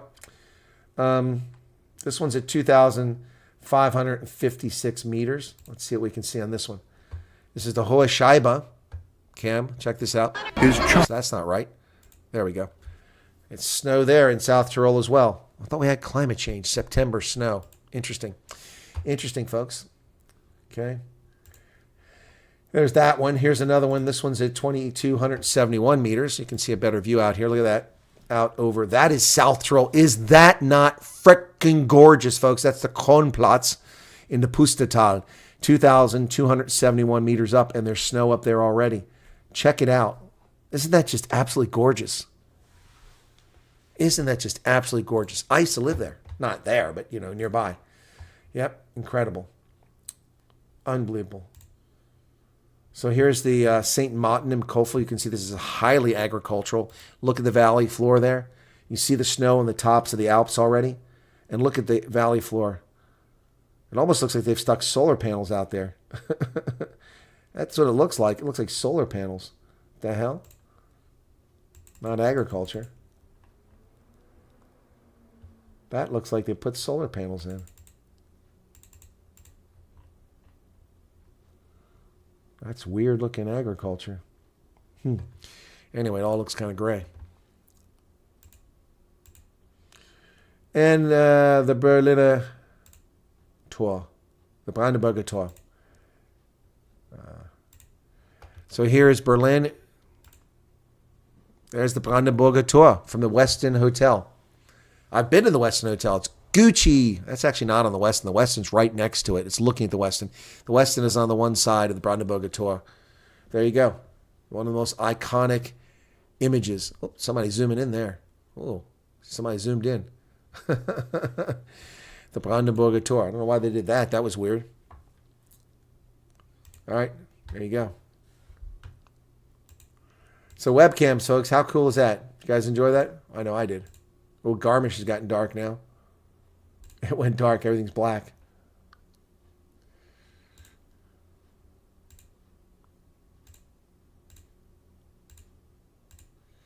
Anyway.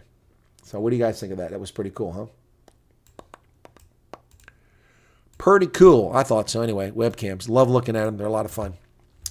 And we didn't lose everybody. We still have 100 viewers. I haven't done Veen. Please explain a bit more if you would be so kind. I think I have a blind moment. What is Sedgefield saying? Elon comes home, cashes out. There'll be no money left for years. What is he going to cash out of? What does he own in South Africa? What does Elon Musk own in South Africa he's going to cash out of? Disruptive reign in the Free State. That's Iran. You got free public electric minibus yesterday. From whom, Hendo? Oh, yeah, Garrett, I've been so many places, 70 plus countries. I mean, you pick it in Germany. I put a map up. In fact, I could do that now. Let me just put a map up here and just run through a small collection of places I've been just in Germany. Okay? Visit. Okay, so let's go to, I'll start with Bad Kreuznach. Germany, okay. Let's start with that. We'll zoom into that. Okay. Okay, so we'll zoom out. We'll see Germany. Okay.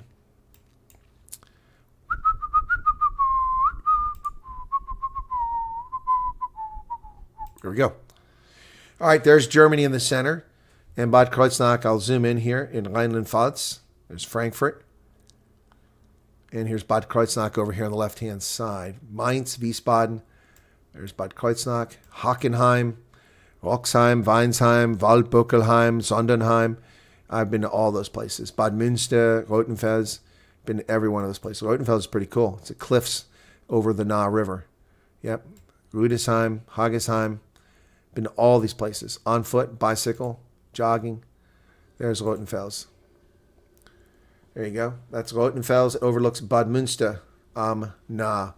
Wow. That's taking me back. 1984 was the first time I was there. Lived there till 87. How beautiful is that, man? How cool is that? Rothenfels ob der Nahe. Yep. That's a video. I don't want the video. Oh, here's a cool shot. Look at that. Yep, there's the Nahe River. Yep.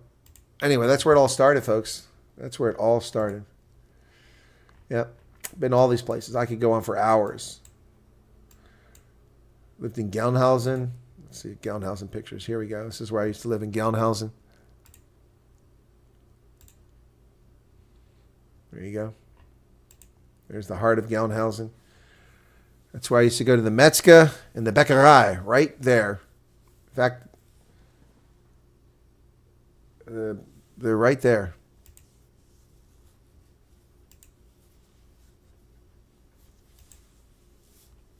God, I miss those days. Oh, my goodness. I miss those days. I stayed in a hotel that was a really nice hotel. Yep. Which one was it? Can't remember. Anyway, yep, station there, then station in Hanau, and then finally in Stuttgart. But I lived in Eichtal, in Grötzingen. Grötzingen. Let me see if I can find that on the map.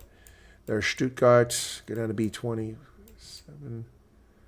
There's the B27.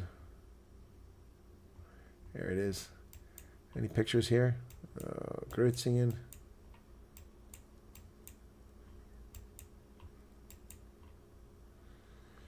Okay.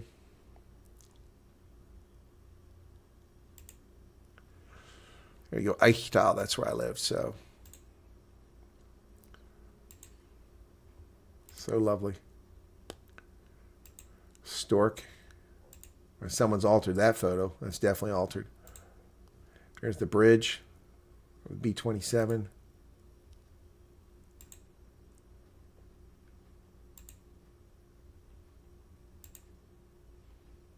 My pictures are better than these.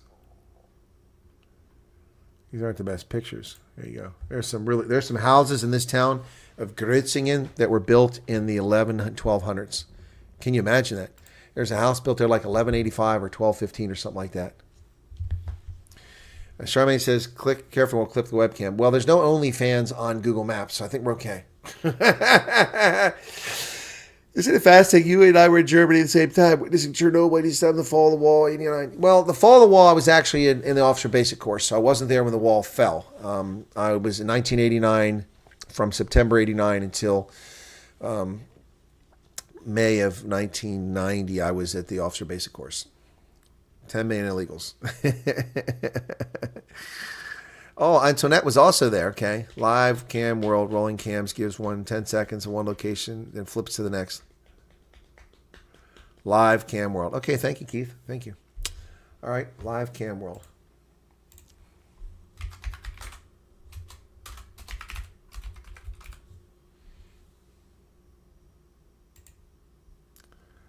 Earth cam is what comes up in our live cam world, so it doesn't come up that way. Anyway, a lot of houses built in the 50s for some reason. It's a slippery pickle.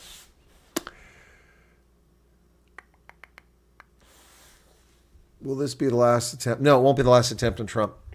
There's probably been a few we don't even know about that have been foiled, and they haven't told us about, quite frankly. The whole thing about the aircraft, which keeps getting mentioned by one of my viewers, that might have been an attempt. We don't know.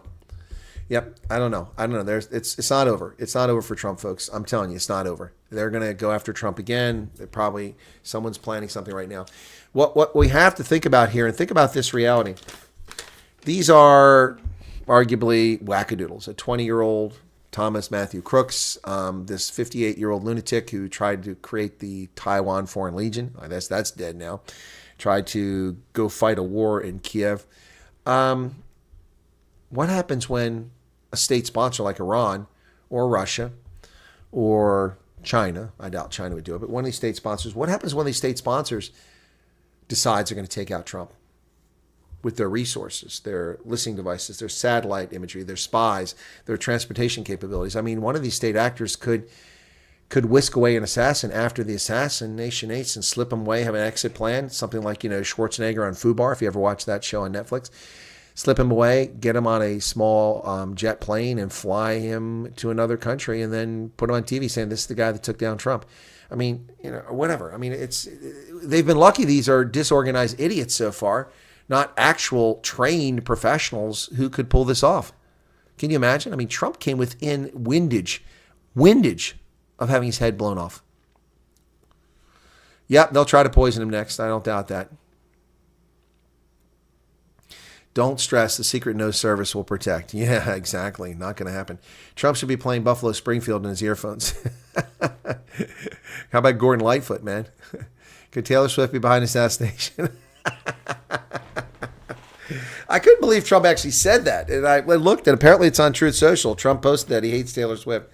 Well, look, I'm not a fan because I'm probably the only white Anglo-Saxon male in North America that hasn't had sex with her. Hey, look, Taylor, I'm available if you're free.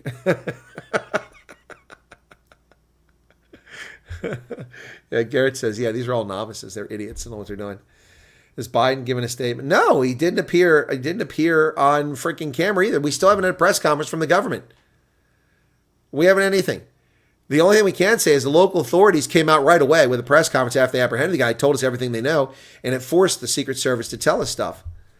You see clearly that Hillary was not involved. She's deadly suicide specialist. Yeah. Who's the guy that died in the park there? Me neither. So you're behind me on the Swifty queue. I'll fight you for it, Arctic. She got some hips on her. Anyway. Yeah, I haven't heard any of her songs. Oh, yeah, well, they're out there. They're all the same. What you have to do is sleep with her, and then she writes a song about you. Every guy she's been with, she writes a song about. And they're not very good. Look, she's very attractive. She's very good at what she does, pop music. And she puts on a good show. And so, there you go. There you go. I'm surprised they promote a white woman. That's the shock for me. I mean, the leftist media. Look, folks, I mean, it's official. There are no white men in commercials in America. And like Fubar, this show is ridiculous. It's absolutely ridiculous. I love the show. It's hilarious. It's funny. It's a comedy with Schwarzenegger. He's a bit of an ass these days, but he needs to shut his mouth. But it's entertaining.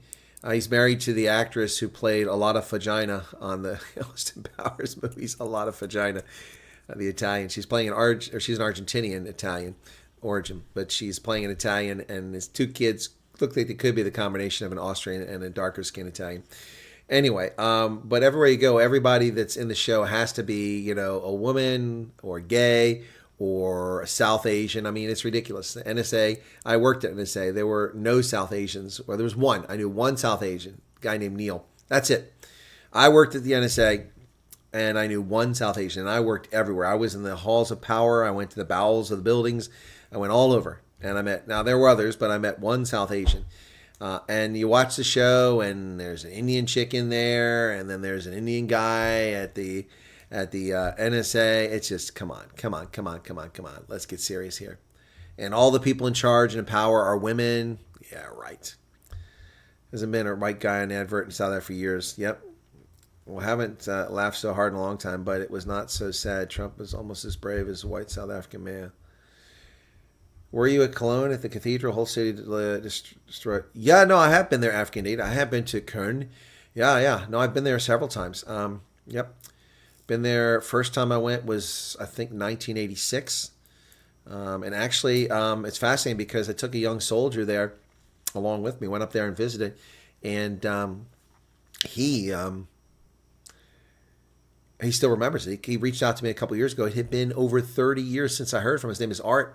Been over 30 years since I heard from Art, and he never forgot that me taking him up there. Look, folks, the impact you can have on somebody's life as a leader. That wasn't even my intent. I was just, the guy was single. He was in the barracks. He was a good soldier, and he had no way to get around. I was going to go to Kelowna, so he wanted to jump in a car and go up there this weekend. It'll be a good experience for you.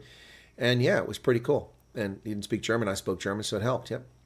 Saw a few UK ads a few months ago watching football. So woke, it's scary. It is. Yep. I haven't seen that in 15 years. Well, I see them all the time, Arctic, because I watch my Roku, and that's everything on there. Plus, if you watch anything that's on Netflix, it's all woke. I mean, everything they do is woke. Everything is so woke. Nothing is representative. Yeah, it's crazy. Anyway, no inclusive ads. Yep. Anyway, so Adele fobbed me off. I don't find Adele attractive or appealing. Bop. Alexandre, nicht nur du. Yeah, Bop. Köln. Yep, Kölnisch. Yep. That's a band for those who don't know Bop. The only way white men in South Africa make it to the big screen is by joining the DA workforce. No Roku, no Netflix, not letting my kids see that crap. Well, Arctic, okay, you've got kids in the house. You got to worry about that. That's not my situation. I don't have kids running around. Adele is a 6-beer girl. There you go, Charles. Maybe. I think the last model's expired. They don't have a suitable replacement, to be honest, but there have been a couple at least. What's James say that got that response? Sleepy Joe giving a statement. No. Oh, yeah. His batteries ran down. Sleepy Joe hasn't given a statement. Kamala Harris hasn't given a statement. She posts on Twitter. He posts on Twitter. That's not the real world. That can be done by an aide. We don't know who did it. Yep. Yeah, they really are from reality. 38% of the people that live in this country of 330 million people, so that's about 100 million people plus, are white males like me. Yet we don't appear in commercials. And when we do, it's for something stupid like bladder control or, some idiocy making us look like fools. Same on shows, making people look like fools. Yeah, on that FUBAR show with Arnold Schwarzenegger, the only other white guy is a himbo. Maybe 5 beers. Black Label. Oh, no, I had a... Oh, yeah, so check this out. This is an odd situation. I don't understand this. I want to show you guys this. So I had this video I did. It's only a 40-second video from last year when I went to Newlands. Now, the video had... I don't know what it had anyway, but it had like 4,000 or 3,000 views. Didn't get a lot of views. So let me show you the last year, okay? Or since uploaded. I'll do since uploaded. Here we go. Since uploaded. The lifetime of this video. Okay, so this was posted in February last year, and it got... Come on, I can't get there. It got about 800 views. Yeah, we got about 800 views in the first day. And then over time, it got a few views. Okay, so this is my Newlands video, 1 minute long, excuse me. Okay, 1 minute long. The average view is 42 seconds. So it got just a few thousand views. So by the time we got here, not so much. But now, in the last 28 days, I don't know what happened. Look at this spike over here. Something happened in the last 28 days. The last month. Look at this. For some reason, on September 3rd, it spiked 1,000 views in one day, then 1,100 the next day, and then 700 the next day, 5, 3, then it went back to 469. Now it's back to normal. But why did this video suddenly get an extra 4,800 views? That's crazy. I mean, that video is a year and a half old. And it suddenly got 5,000 new views. I don't get it. It's also like I get on the rugby channel because people look for SIA stuff and they find the SIA video. The SIA videos also spiked. It's crazy. I mean, that's just weird. I'm glad that's got me 4,000, another 5,000 views on my channel. I like that. Oh, we just hit a threshold. 8,795 subscribers. Cool beans. Cool beans. We get better. Goes over here. There we go. Save that image. Okay, it's saved. Right. So that's pretty cool. I don't know what's going on over there. So let me see if my Bella thing got much attention here. It has 648 views, 1 subscriber. Okay, not getting a lot of attention. Got 14 hits so far. The Trump videos died pretty quickly, 1,200 views. Whatever. It is what it is. Anyway, Bitburger. Bitburger is okay. Not my favorite because they're easing censorless. Okay. Windhoek and Hansa. Yeah, I drink Windhoek, Amanda, no doubt. I've never really had Hansa, so. Curry Cup final stats. Oh, I can't do that unless I log out of this channel. That's the problem. I could probably do it on my mobile real quick. Yeah, the Curry, because I can only see stats when I'm logged in. If I log out here, then the broadcast, I won't be able to see it. So let me go on my phone and try it. Miss Nigeria count as Miss South Africa. Well, it depends on your viewpoint. What's these messages I got here? When are you free to come over? From a number I don't know. And why are you mad at me? Who the hell are these people, man? If I paid any attention to this crap, I'd go crazy. These damn things that come in all the time. By the way, I've been cleaning up my phone because it was slowing down. Deleted a bunch of apps that I haven't used in donkey years off of here. So let me switch accounts on my phone. Switch account to Rugby Ascendant. Rugby Ascendant now has 5,755 subscribers as we head into the weekend. The Bulls versus Sharks game, 32,000 views. That is insane. 32,000 views, folks. That's just crazy. Wow. After the show is over, it's 10,000.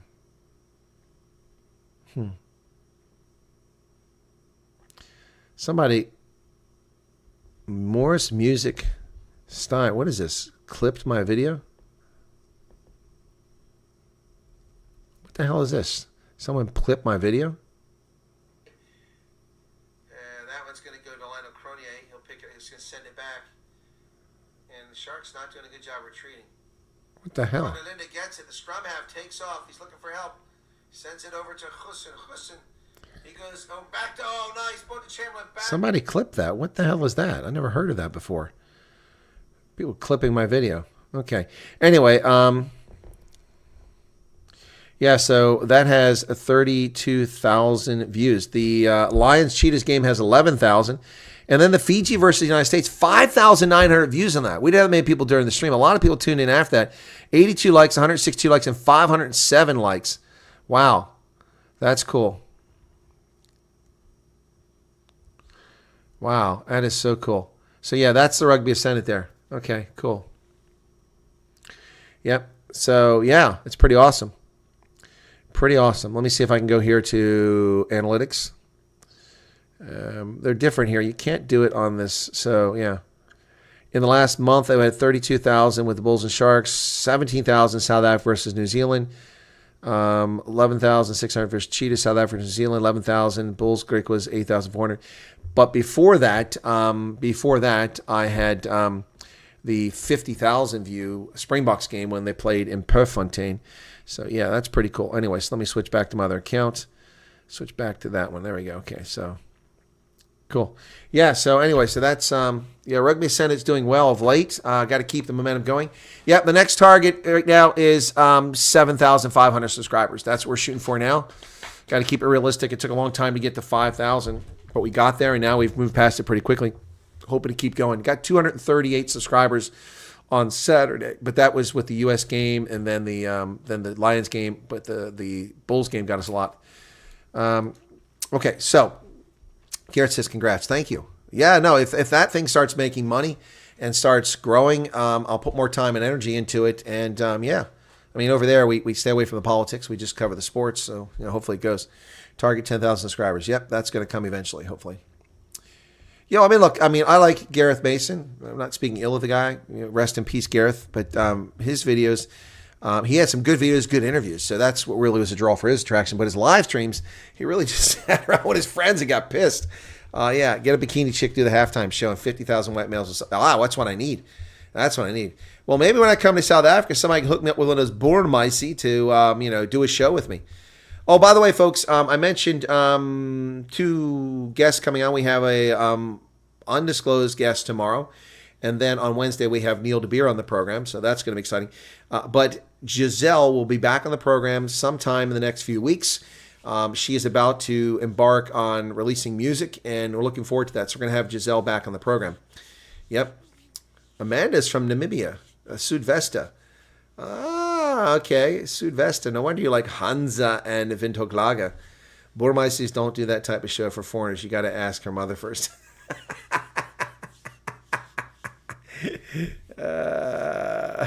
Maybe I need to talk to Bobby and Dirk. Get me some of those chicks that dance on tables, man. Oh, I love that. You guys know what I'm talking about. That's a great video. I love that video. Hang on a second. Bobby and Dirk. Come on. Skid Marks is up live now.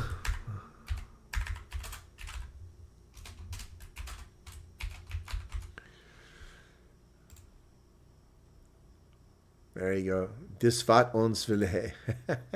Well, the gang's all here. Okay, I don't care about the gang. I want to get that. Yeah, Bobby van Jasveld. Yep. Dirk and Bobby. Yep. Well, they got their own record brand. Dirk van der Westhuizen Records. Okay. Yep. Let me get ahead here.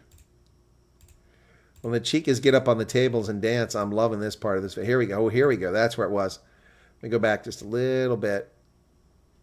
Okay, here we go. Try not to get a copyright claim here. Here we go. This is awesome stuff here.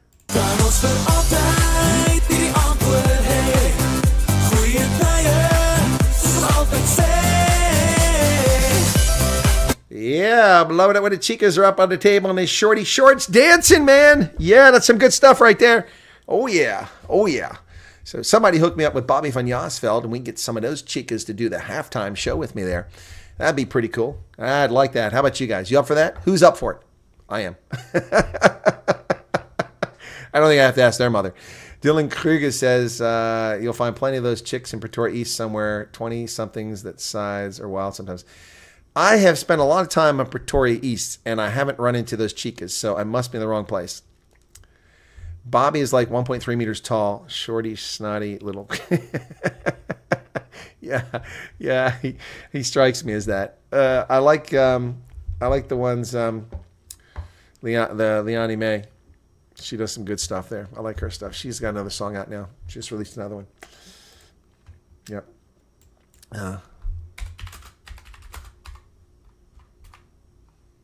Jay and Leonie May, man. The Fatai. That's a good song. I love it. The Fatai. I didn't know what the hell that meant. I had to get somebody. I think Ronaldo's the one who told me what that meant.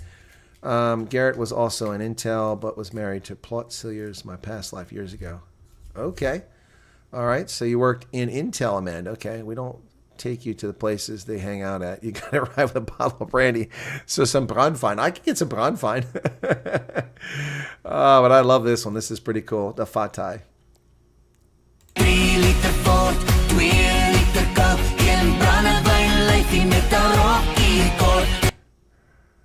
The Fatai, Jay and Leonie May. I love their music. They're pretty funny. Poor Jay has no ass. Oh my goodness, the Fatai. Anyway, good stuff, man. What else? Erica is looking forward to seeing Giselle again, as am I. I haven't seen Giselle in person in donkey years. I have seen a lovely video of El Giselle, who's like 5 now, riding her bicycle. It's so cool. So cool. That was sent to me, but that's not something I was told that I could share with the public.